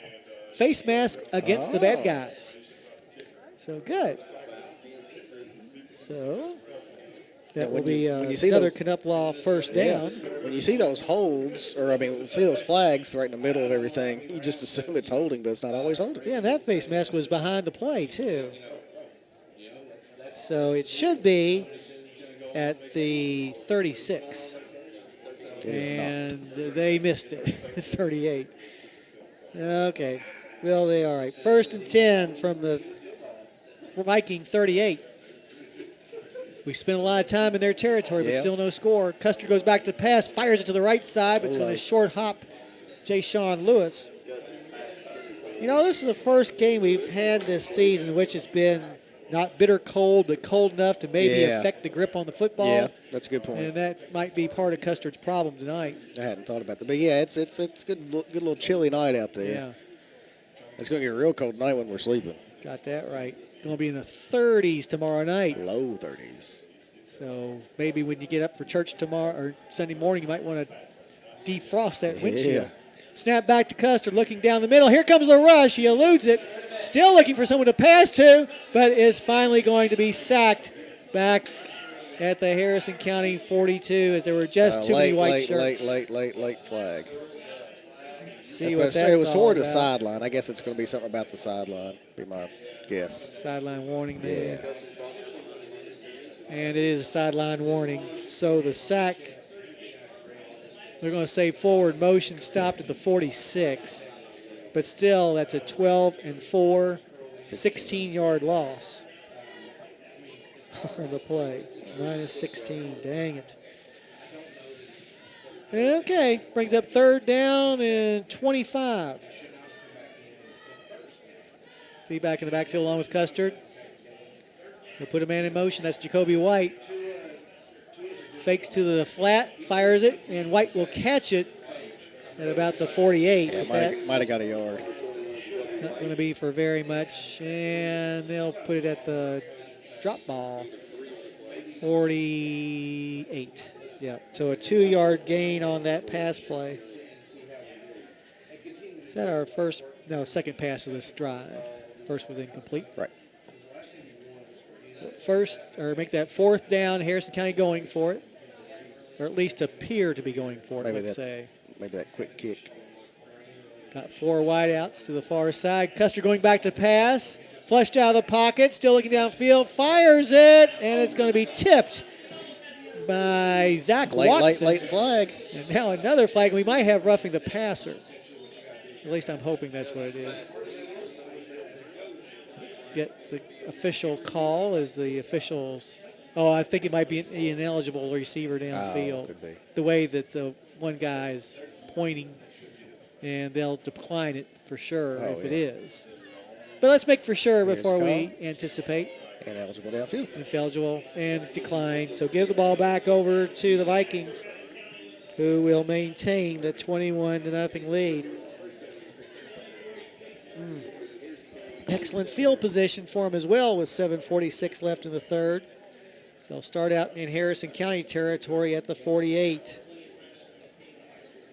You know, this game starting to take on the complexion a lot of the Lawrence County game. Yeah, I where agree we with that. offensively just could not get anything going. Yeah. And that's the same way it's happening tonight. Not saying that Rowan County's defense is as good as Lawrence County, but they're playing like it tonight.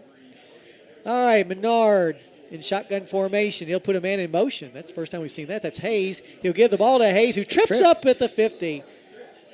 Let's see who came up with that trip. Somebody came in good. I think that's Paul Robert. I think, I'll give credit to Paul Robert Copes with the nice open field tackle. And a yard loss on the play back to the 49. We'll make it 2nd down and 11. Good play by the senior. Senior night's next week before the Reds game against Covington Holmes, which will be here on the Hilltop. Getting the ball, Menard on the snap, goes back to pass, fires in the flat to the far side to Hayes, and Hayes will get minimal yardage. And now we got all kinds of flags flying. Now, it was 21 was the one who caught that one. Oh, was what? 21? 21. Okay, that's Ashton Lilly. Okay. I hadn't seen his number. So Ashton Lilly with that catch, but let's see what all the laundry is about. There was some pushing and shoving, just maybe an offset or. Find out soon after that 'cause 5-yard there's 2 pass flags. play. And the notification says personal foul against them and a personal foul against us. Offsetting, replay the down. And poor Ashton Lilly. Oh, man. Who's only caught 3 passes all year. Sorry, didn't get one. Didn't get one Didn't this happen. time as well. And he's a senior. Too bad. All righty, back to the 49. We'll try this all over again. 2nd down and 11. Snap is back to Menard. He gives the ball to Hill. Hill trying to find the boundary, but a nice open field tackle on this. Another late flag coming in. Caden Custard, I think, made that tackle.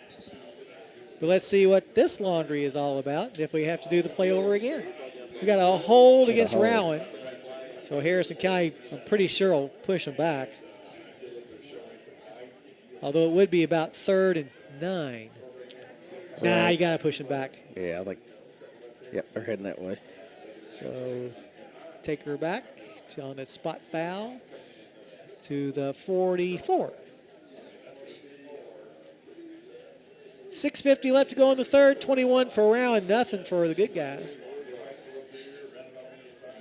It's going to be 2nd down and 18. Ball's on the near hash mark. Hill on the right hip of Menard. Menard gets the snap. Ball fake. Comes to this side. Looking downfield. He's got a man open. And this ball is going to be just beyond him. That was Ashton Lilly who was going out for that pass. Try to get one to him. But it falls incomplete and will bring up 3rd down and about 18 to go. If you're fed up, which we are, call Canup. Canup Law handles bankruptcy, disability, and foreclosures. Call Brian if you're in need at 859-988-9658. That's 988-9658. But don't call him right now. He's taking pictures. But he could give the camera to Mary and let her take over while he talks to a client. I guess it's true. I believe I saw a Marshall Canup sighting as well. Very good. Snap back to Menard. Gives the ball to Hill. Yep. Hill finds a hole on the far side. Turns up and is going to get big yardage, but not enough for the 1st down. Not quite, but yeah. About to the 40. So another good run by Hill. Yeah, you're who's right. had several good runs tonight. Yeah, the 11th carry, and I'm pretty sure it'll give him over 100.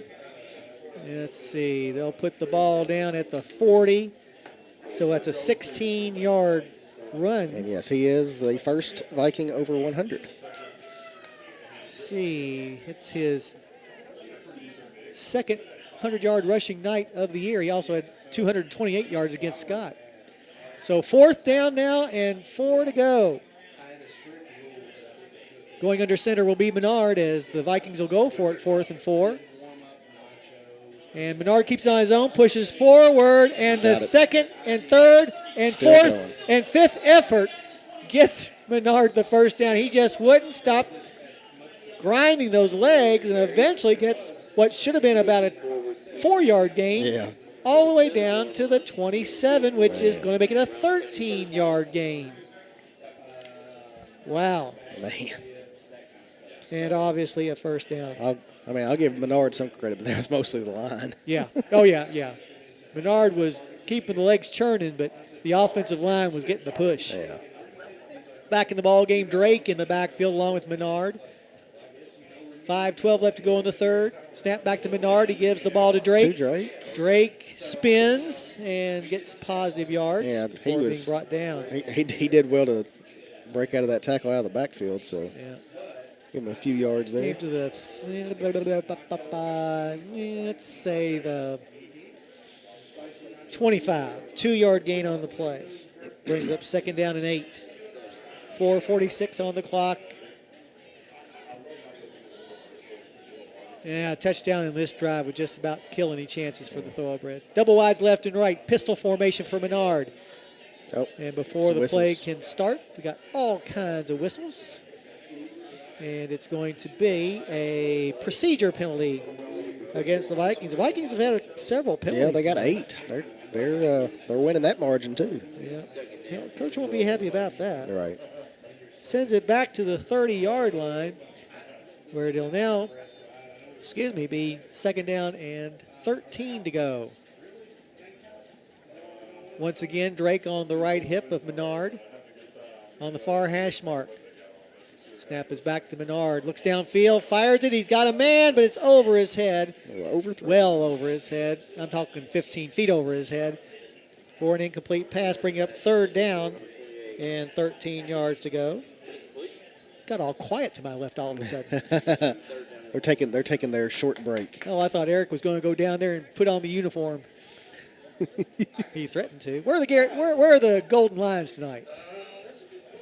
Oh, you should know this by heart. Just let folks know they had to go to Bell County. You can listen to what's going on next to us tomorrow morning. Oh. Split back surrounding Menard. Ball in the middle of the field. Snap is back. He'll give the ball to Hayes. Hayes finds some blocking over on the far sideline and will have enough for a first down.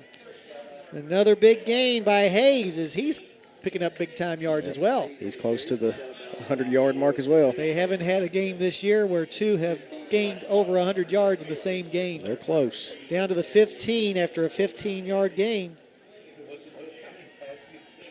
So 1st and 10 from the 15. Split backs around Menard again. They're just wearing us down at this point.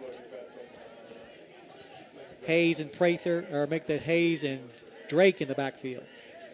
Give is going to be to Hayes. Dances around a couple of tacklers, finds a hole, and rushes into the end zone for the touchdown.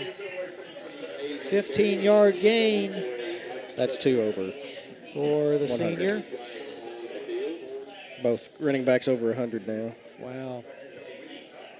And for Mr. Hayes, his 2nd touchdown of the night. Yes. Now the officials are discussing something as there's a there flag was a flag down on at the 5. So let's see what that has to do with anything. Officials still talking about it. They're having their own huddle. 27-0 is your score, pending the decision by the officials on what just transpired out there on the near hash mark at the 5. The tea is sweet, the horses are fast, the day's work is honest. And the insurance, of course, is Kentucky Farm Bureau. Call Harrison County Farm Bureau on Monday at 234-4514 and ask for Dustin or Amy. I saw Dustin earlier. Oh. So he might take your questions now. Yeah, if you see him out in the crowd, just say, hey, Dustin. Hey, Dustin. Got an insurance question, bro. What if I run my car into a deer? What happens then? What happens then? Well, you send it out to Cockrell's Auto Center, and we file a claim. I've only done that 3 times. I've only had it once. Oh, lucky you. Actually, the 3rd time, last January, the deer ran into me. I tried to creep past him, but I think it was a big doe or a big deer that was a stag that was protecting a doe somewhere, and I was a threat. I mean, literally, I was driving like 15 miles an hour, and the thing turned around. Personal foul against us. Harrison.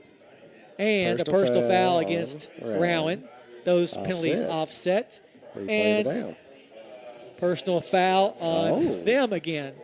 So 2 personal fouls Shouldn't move them back. The Vikings, and does that take the points off of the board? I would think so. I'm waiting for it. They're walking it off from the hash for the PAT. Oh, okay. So it was after the touchdown. So in the end, it's a personal foul against Rowan. It'll cost him 15 yards. That's what it'll boil down to. Going to try to kick it. And so it's going to be, for all intent and purposes, a 35-yard field goal attempt by Josh Drake. Drake has not attempted a field goal this season. The superintendent's Drake son. is the superintendent's son. All right, no pressure. Super I. Oh, yeah. Oh, Yes. so the real kicker, Maxie, is the superintendent. Oh, he's the one that went on the vacation. He's on vacation because his wife said, we're going on vacation. But we got a game. I don't care. Doesn't We're going matter. on vacation. It's fall break, baby. Going on vacation. So Joshua Drake, who is not the superintendent's son, is going to try a 35-yard field goal for 1 point. The snap. Snap hold. good, hold good. Kick is going to be just over the crossbar. So with 4:05 left in the third, your score, Rowan County 28, Harrison County nothing. You're listening to Thoroughbred Football on WCYN Sports.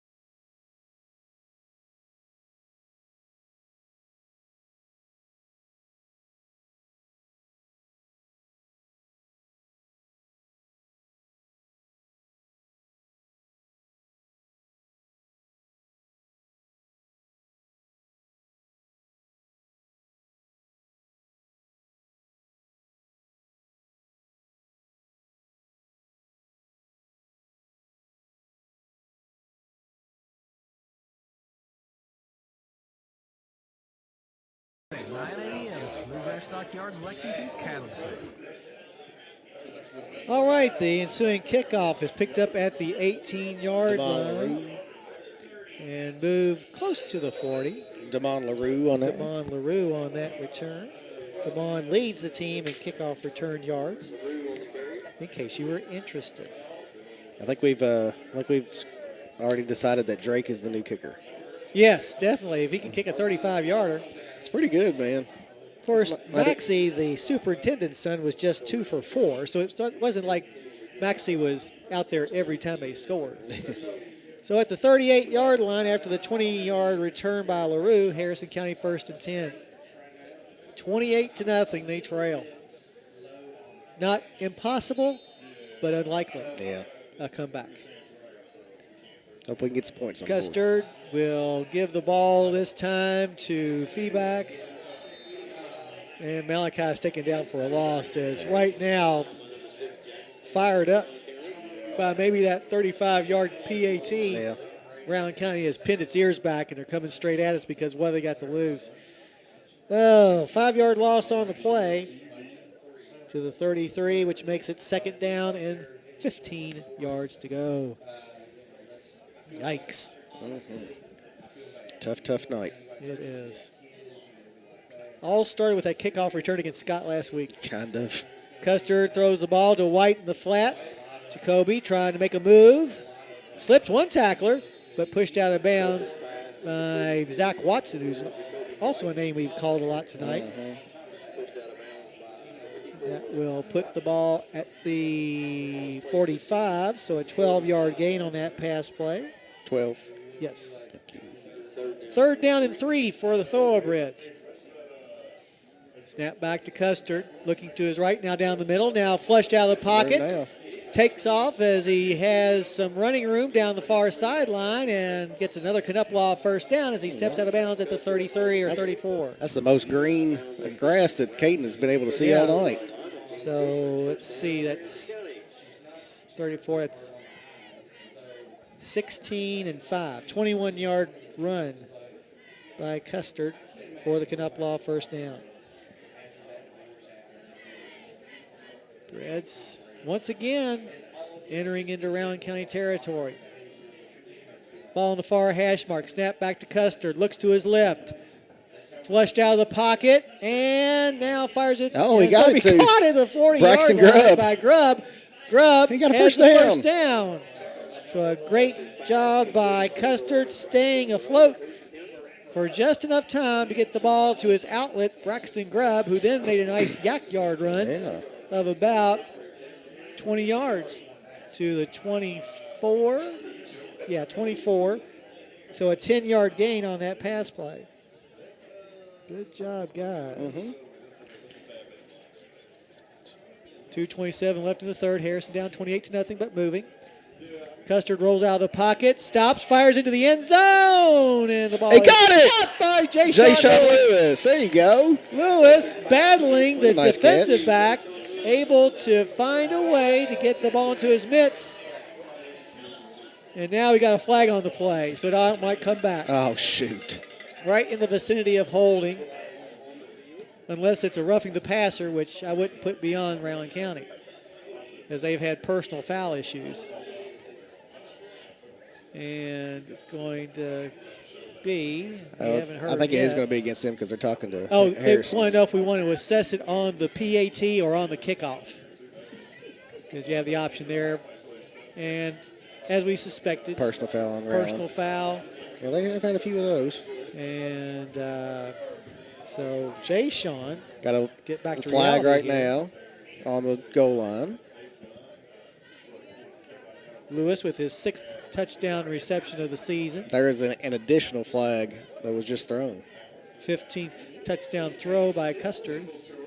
And now that second one is going to be unsportsmanlike against on them. Rowan County.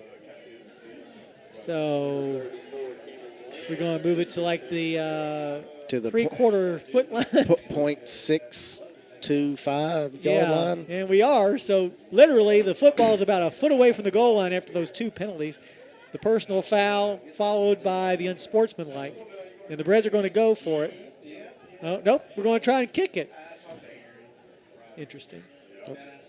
Cameron White in for the PAT. Snap good, hold good. The kick is on the way, and the kick is going to be good as well. So with 2:18 left to go in the third, Harrison County's on the scoreboard, but still trail 28-7. You're listening to Thoroughbred Football on WCYN Sports.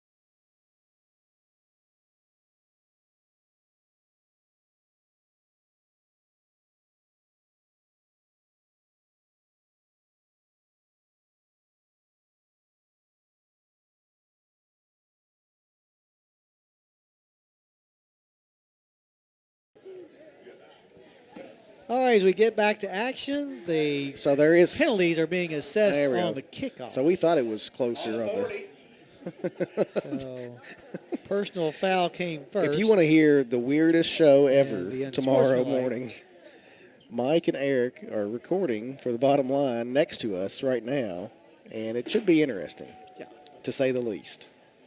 But so you can tune in at 8, of course, and listen to Mike and Jim. Right. And then listen to this nonsense from them, and then Coach's show. Are they going to run out of time before the game's over? Yeah, they're getting ready to wrap up their last segment right now. Oh, I see. Yeah. So when all is said and done, Cameron White will be kicking off from, or is that Richard? That is, I think it is Richard, yes. Richard Morris will be kicking from try that the pop up again. Rowan County 45. Oh, I'd kick it into the end zone just to see if I could do it. Yeah. I don't think coaches want him to, but I might do it anyway. But then you never get to kick again. See, 10 of the 11 Rowan County Vikings are within 20 yards. Yeah. Expecting a pop-up kick, much like last time, which almost worked. The ball won't stay on the tee. Is the wind blowing? I don't really see. Well, I get the flags moving a little bit over there, but not. Yeah, he's got set now. Okay. So Morris approaches the ball, and he's going to pop it up, and it's going to be taken in by Zach Watson, who's been a thorn in our side all night long. Watson, the second leading tackler on the team, and he's had a bunch of tackles tonight. Your second leading tackler's out there on the hands team. Yeah. Isn't that odd? Guys got a lot of skill. He and Joshua Drake both play a lot. Yeah. Of everything.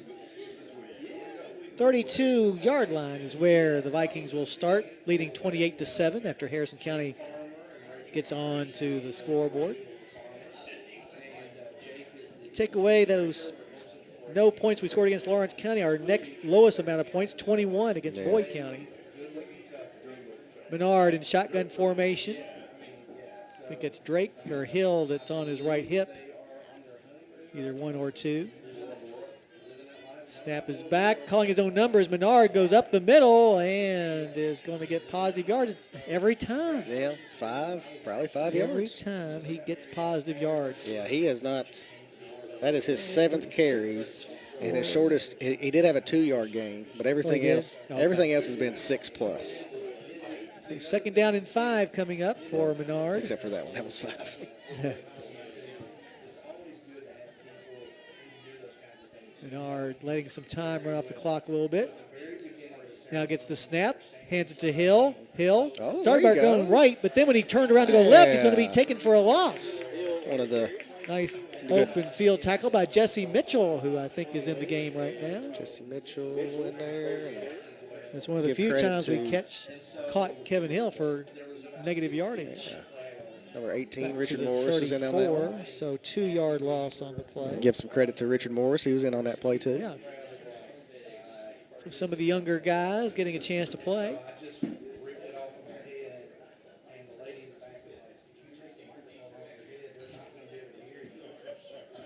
Back to Menard again. This time a busted play because the snap was bobbled, but still Menard makes up a few yards.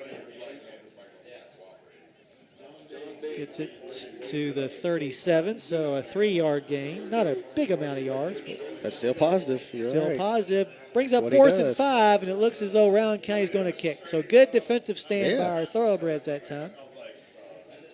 Paul Robert Copes on that last tackle. It'll be Joshua Drake into punt because he does everything. The man that does everything, Joshua Drake. Lewis goes back to receive the punt as Damon LaRue rushes off the field, realizing he's number 12. The number of people on the field. So Drake makes sure he's got the right number of people on his side. About ready to get a delay game. And a delay a game, you are correct. How'd you know it was? I was watching this back judge back here. And he's kind of giving him like the 10 count. Oh, he is. Yeah. Oh, okay. I saw him and I was like, that's a lot of counts. It was just strange that you said it's going to be a delay a game, and a second later delay a game. Well, you know, I got this sports almanac from Michael J. Fox, and it has everything in it. Ball back to the 32. Caden Custard checks in real quick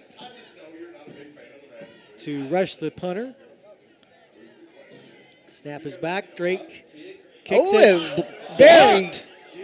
Blocked. Oh, and picking it up at the 45. Oh, Caden got licked. Caden is buried. Caden got licked. They might call that helmet to helmet. Yeah, they should. Yeah, that was a shot. That was bad. But yeah, that punt was tipped. I mean, not blocked, but tipped for sure. And yeah, they're going to get a helmet to helmet or however they call it. Yeah. I guess helmet to helmet. Should, because I mean that was targeting. That was kind of like that guy for Ole Miss did last week that was not called. So they maybe decide. I mean, is that one of those things you decide if the kid might have to leave the game? I don't know if they do that in high school or not. I know it would be in college. They'd look at it and determine, but I don't know if they do that here or not. So still watching. There has not been an official notification yet. But we know it's going to be against Rowan. Do they? I think somebody from the coaching staff is acting a little silly over there and trying to. Over on their side? Yeah. Oh. Trying to make some kind of stand or something. So they had to push them all back. Oh, I see. Okay, so still players wandering around at random. Yeah, I'm not sure. Not knowing where they're supposed to go. It was the end of the quarter. Oh. So okay. we're switching sides. As we go to the fourth, 28-7, Harrison County Trails. You're listening to Thoroughbred Football on WCYN Sports.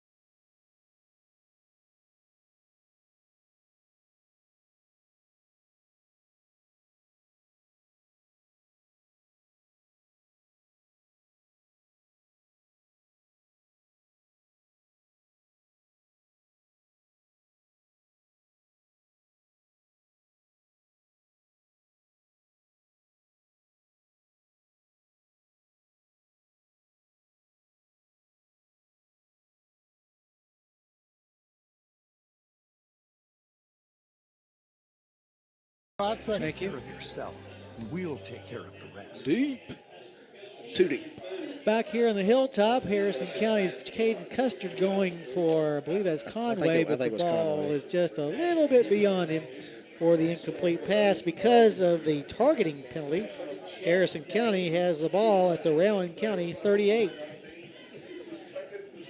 Check out Uptown Eats for great steak burgers, ribeye sandwiches, and tasty treats. Conveniently located on the hilltop. They're open until midnight, people. They're open in 2.5 more hours. Yeah.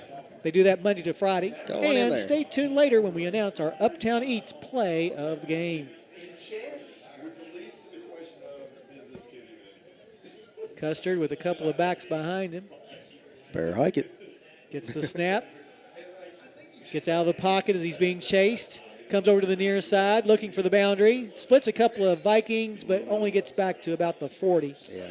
So there will be a loss on the play, and that will make it third down about 12 from the 40. Yep, right on top of the 40.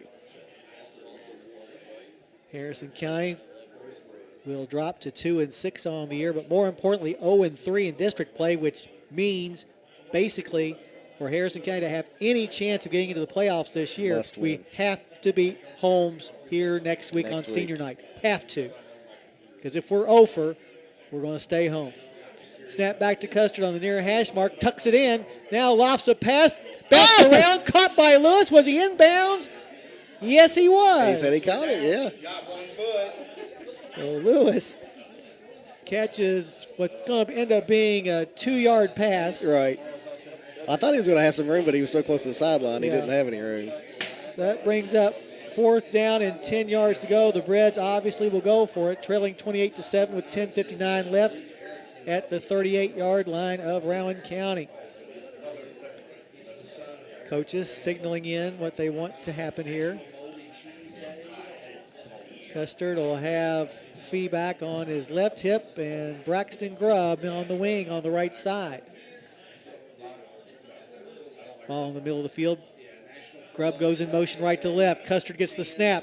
Flushed out of the pocket again. We almost had holding. Now Custard throws it in the flat to Feeback, who catches it at about the 30, dives forward, and may have gotten a first down. He might have got it. Good job on the dive at the last second by Feeback as he was going down. See where it's Let's see where they place it.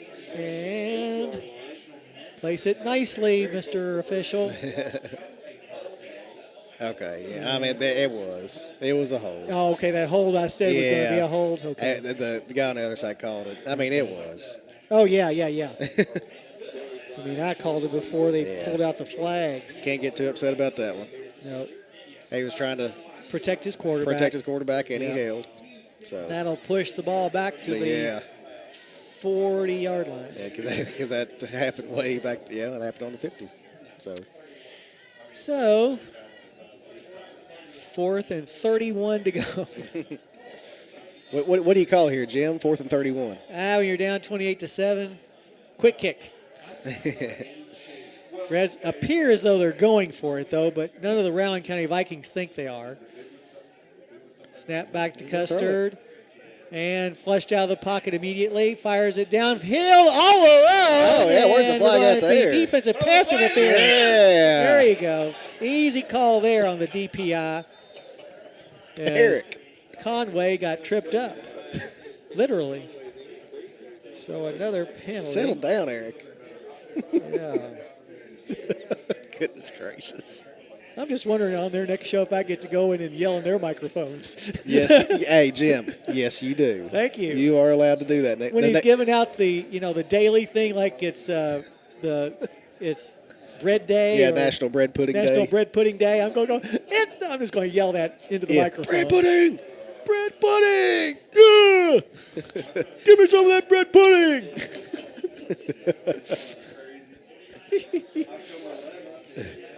Ball is going to be at the 45 after that DPI.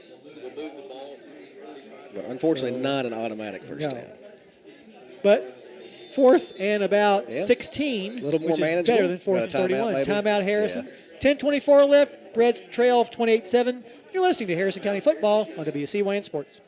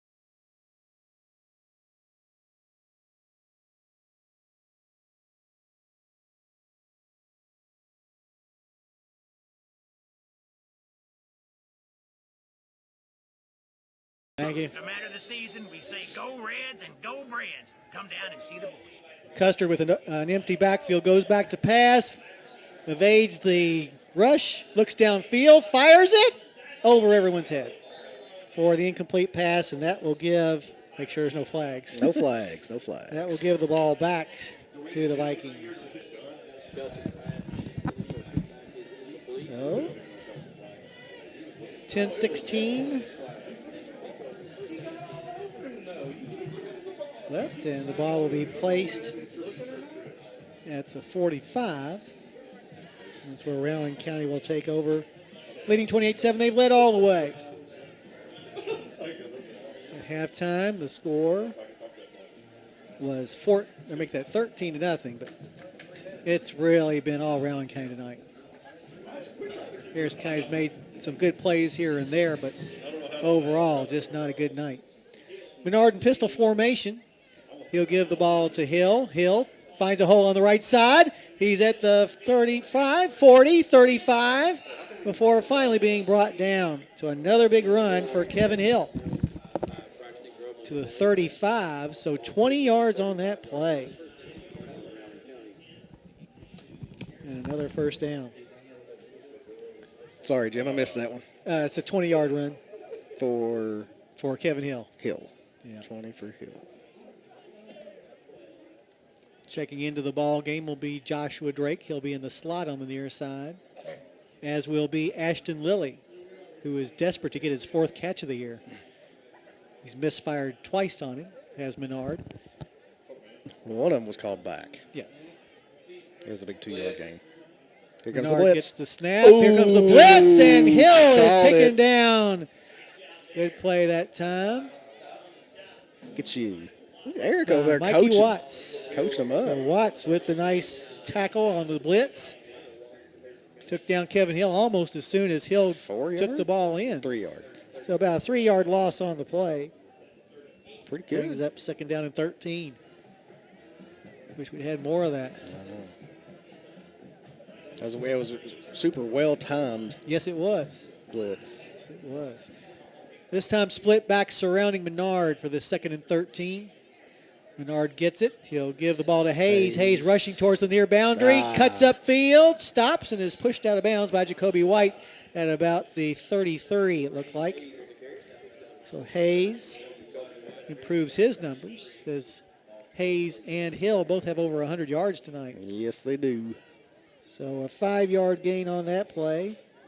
But I think they might be having a game with each other because they're very close yardage-wise. Hill 119, Hayes 117. Hayes came into the game averaging 61 yards per game. Hill, 30 yards per game. They have more than that tonight. They had more than that in the first half. Split backs along with Menard. He'll give the ball to Hill on the counter. Following Hayes on the far side. Cuts upfield near the sideline. Cuts back inside. Breaking tackles. Will get down to about the 15 and another first down. So another Hill. I know. Another down. Benny Hill last week and Kevin Hill tonight. Yeah, lots of Hills. Let's hope Holmes doesn't have any Hills. 18-yard gain and another first down. 1st and 10 from the 15 in the red zone. Yeah. Now the Bulldogs have the 2nd leading rusher in Class 4A. Holmes does. Yeah, Cortez something or other. Yeah. No Callaways, though, right? No Callaways. The Callaways are gone, but Cortez is still there. Menard gets the snap, calls his own number, goes up the middle, pushes, and gets near the 10. About 3 or 4. Clock down to 8:05, 28-7. Rowan County in control at the 12, so a 3-yard gain. 2nd down and 7 yards to go. You know about the Beast Pizza, but don't forget about Snappy's great salads and sandwiches. Just dial 235-7627 right now. That's 235. Snap. Thank you. Good job, Mike. Ad-libbing. Good job, Mike. Proud of you. Put him on the spot. Split backs along with Menard in the backfield. Harrison County showing blitz, but then they back off as Hayes gets the ball and rumbles across the 10. Rumbling, stumbling, fumbling. Not fumbling. Gets it down to about the 8-yard line. Is that Hill or Hayes? That was Hayes that time. Let's see. We'll give him to the 8. So 4 yards. Brings up 3rd down and 3 from the 8. Menard this time will go under center in the I formation. Now he'll call timeout. Nope. Goes back underneath center. And drops the ball for a fumble. There's everybody going after it, but I think that Menard was able to fall on the ball.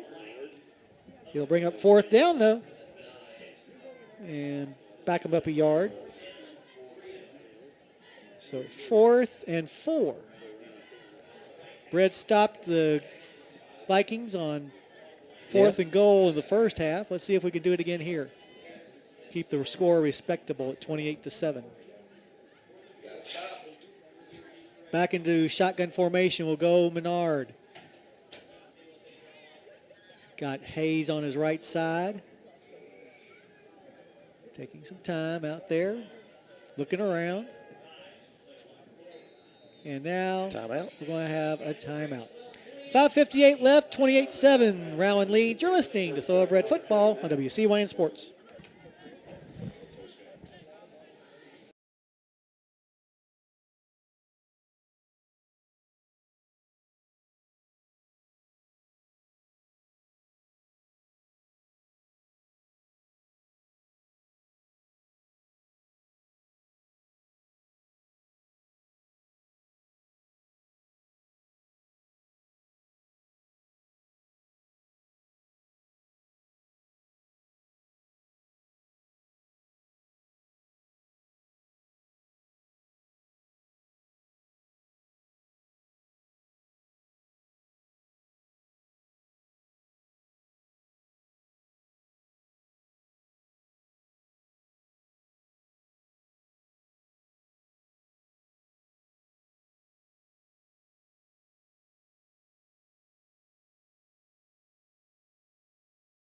don't think these guys are going to work out. Mr. Sorrell will have no students on his payroll.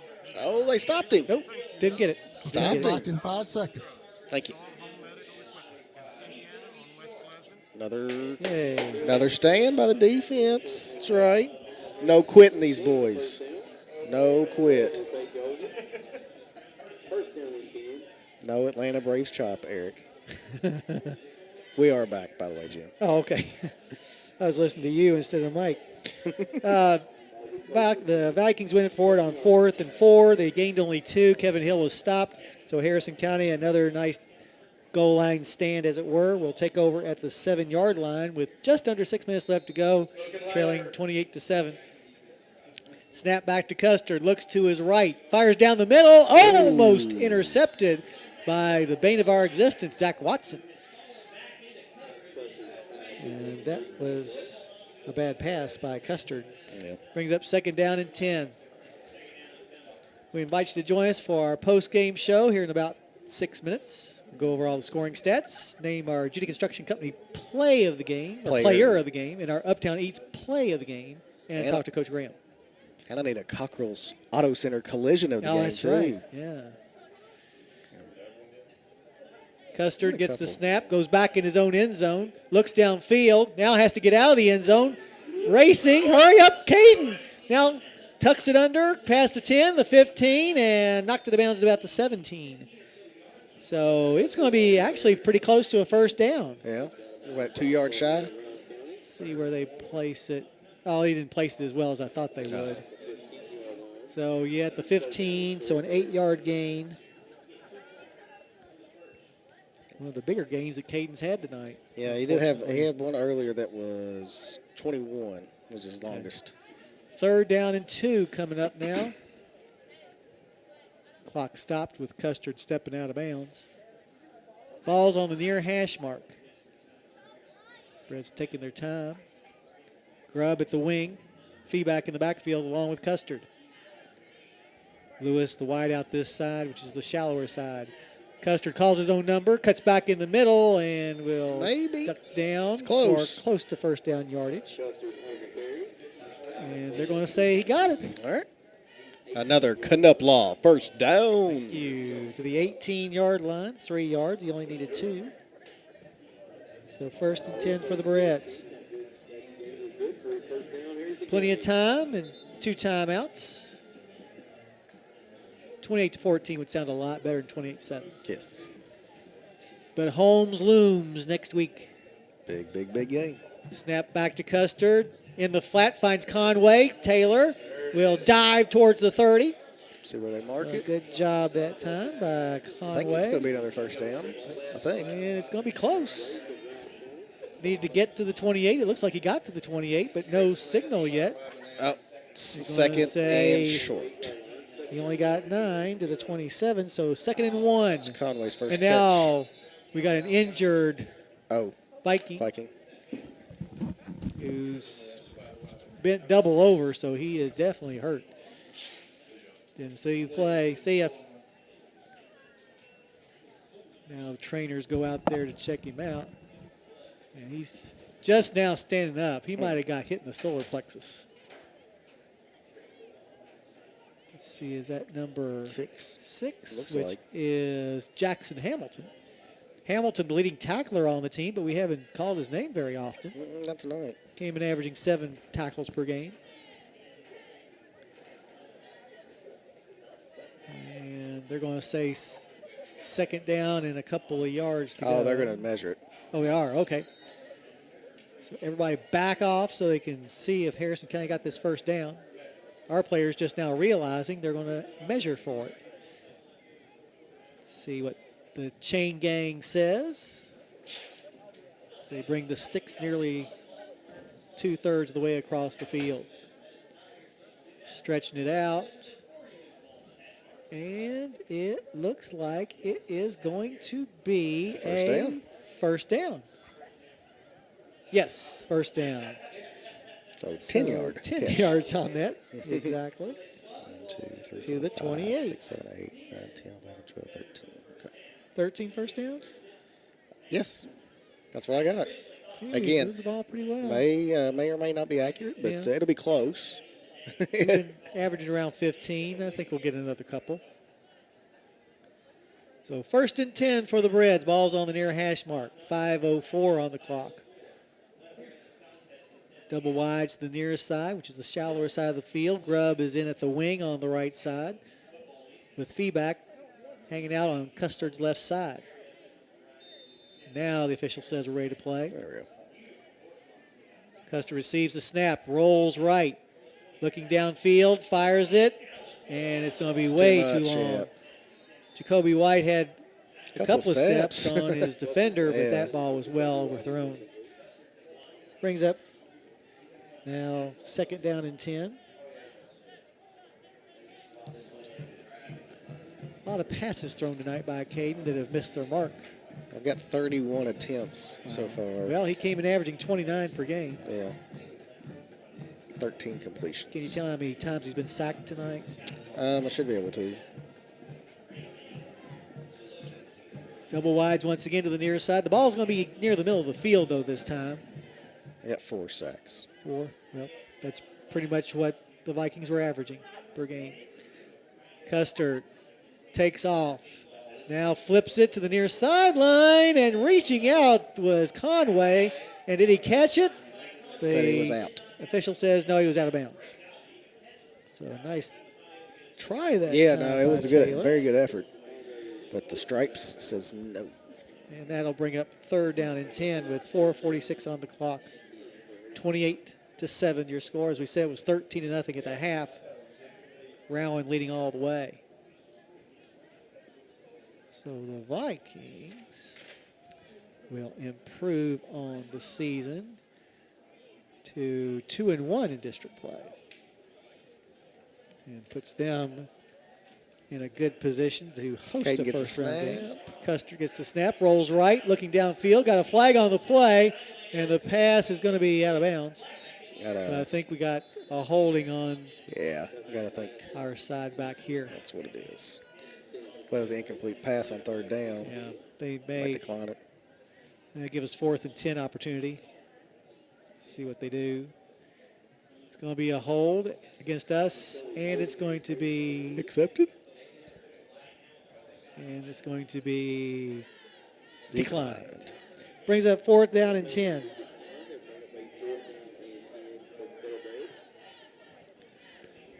So 4:38, do or die time for the Breds.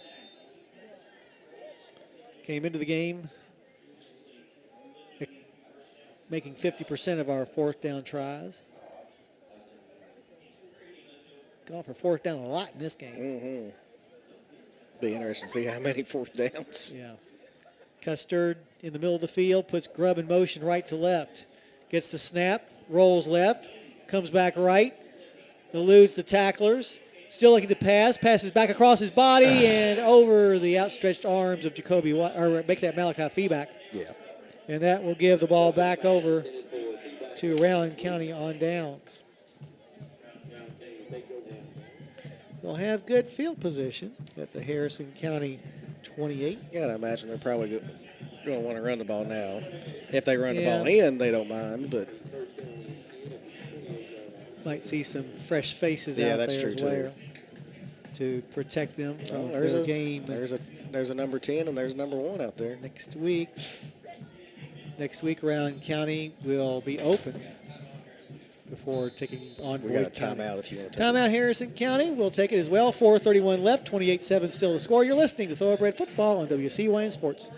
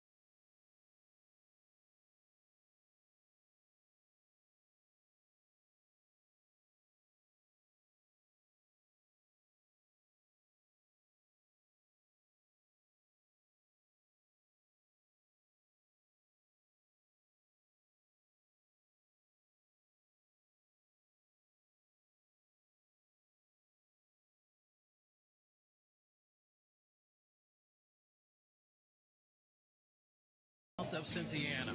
Or call 234-2161. That's 234-2161. Okay, back in 5 seconds. Curbside service is available. As we get back to play, Richard Morris tackles Kevin Hill from behind. May have been Hayes. For about, I think it was 10. Or Hayes 10. Yeah. For a 2-yard loss. Back to the 30, where it'll be 2nd down and 12. Just 4 minutes left. Harrison County and home, senior night next week. Senior night festivities will probably begin around 6:45 or thereabouts, maybe 6:30. Come on up early and support your Harrison County High School seniors. Menard gets the snap, hands it off to Hill. Hill cuts back in the middle for a few yards, but not very many. Looks like they're giving 4. Let's see, to the 26. So 4 yards. That'll bring up 3rd down and 8.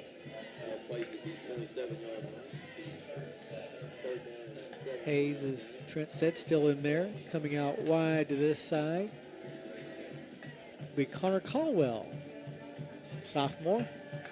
Ball's on the far hash mark. Menard split backs surrounding him.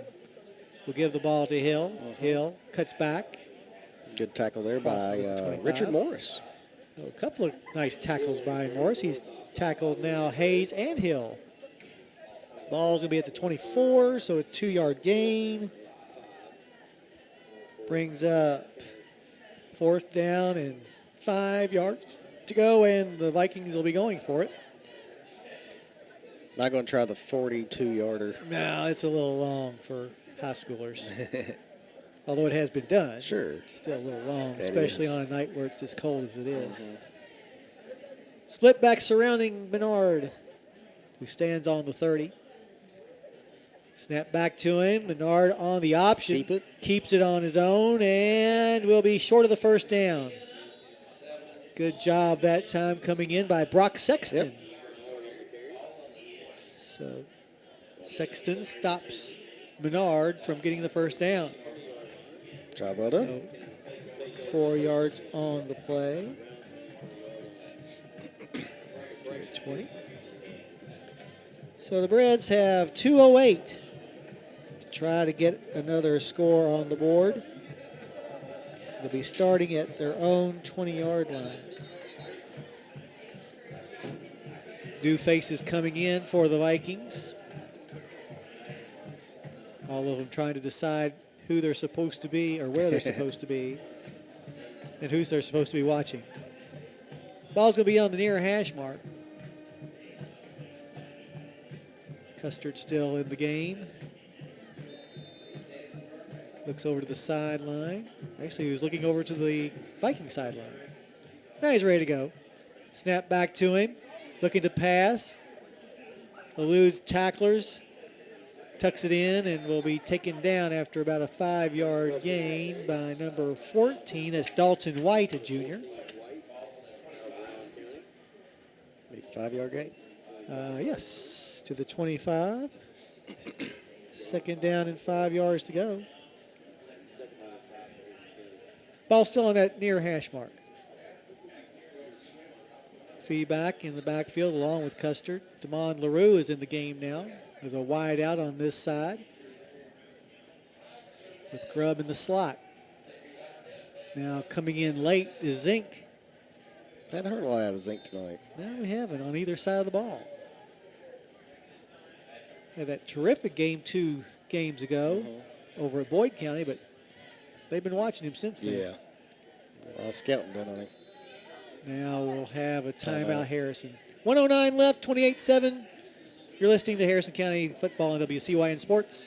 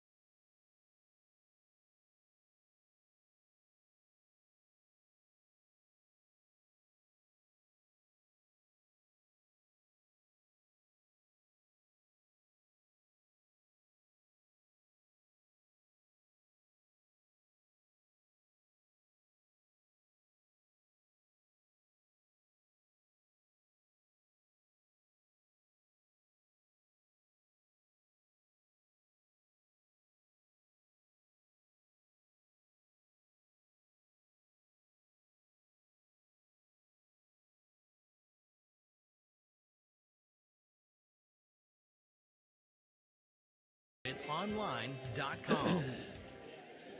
Alrighty, out of the timeout. Harrison County facing 2nd and 5 from their own 25 with just over a minute to go. Play action. Here's a pass over in the flat, and I think it's going to be dropped. Yeah. And it was. Zink was the intended receiver, but the ball short hopped him. Brings up 3rd down and 5.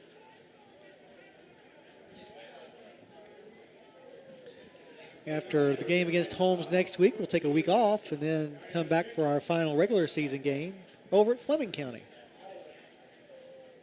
The season has gone by quickly. Yeah, it has. Snap back to Custard. In the flat finds Grubb. Braxton to 35 and steps out of bounds after getting a 1st down.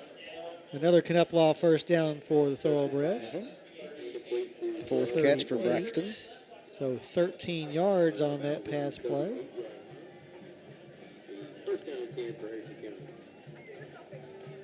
59 seconds. Breds have no timeouts left. Ball's on the near hash mark. Feedback says something to Custard. Custard gets the snap. Play action. Downfield. He's got Conway wide open, and it's just beyond his outstretched fingertips for an incomplete pass. Shoot. I don't know how Conway got that open. I mean, he had 5 yards on his DB, but the ball overthrown. So back to 2nd down and 10 yards to go. Well, it's going to be rather easy as it stands right now to choose our Uptown Eats play of the game. Yes, it is. Snap back to Custard. Looks in the flat, eludes tacklers. Looking downfield, little pop-up pass is picked up by Harrison County. Feedback. Runs down the far sideline. He's at the 20, the 15, the 10, 5. Touchdown, Malachi Feedback. Nice. Harrison County back to within 15 at 28-13. Feedback, a 62-yard catch and run for Feedback. That is his 3rd touchdown reception of the season. And for Custard, who now has 2 touchdown passes in the game, he has 16 overall on the season. And Cameron White, nope, Harrison County's going to go for 2. Snap back to Custard, looks in the end zone, now fires it over the head of Braxton Grubb. 36 seconds left, Harrison County trailing 28-13. You're listening to Harrison County Football on WCYN Sports.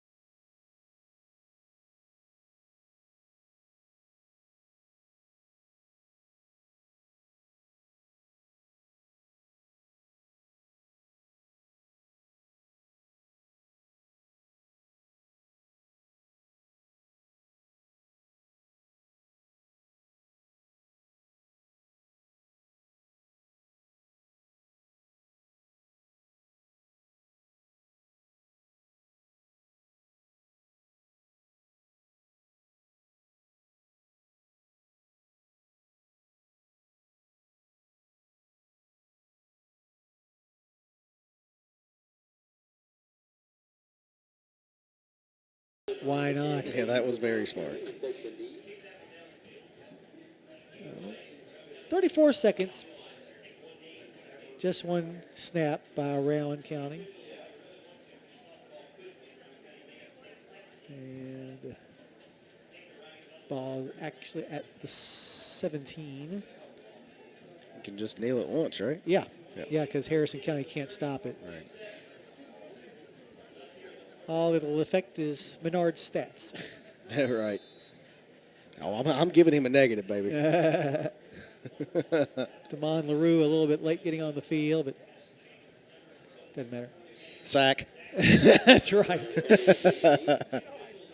So that's going to be it. The rest of the clock will wind down. We'll give a 1 yard loss on the play. Yeah. Okay. We'll be mean, but not that mean. Not crazy mean. No. He didn't have exactly 100 yards, did he? No, he was at 78. Oh, okay. So that 1 yard loss does not affect him either way. 28-13, your final score. We invite you to stay tuned for our post-game show. Go over all the scoring and stats in the second half. We'll also have a chat with Coach Graham. Also on the agenda, your Uptown Eats play of the game, as well as your Judy Construction Company player of the game. All that coming up after this timeout. But once again, here on the Hilltop, Harrison County loses to Rowan 28-13. You've been listening to Thoroughbred Football on WCYN Sports.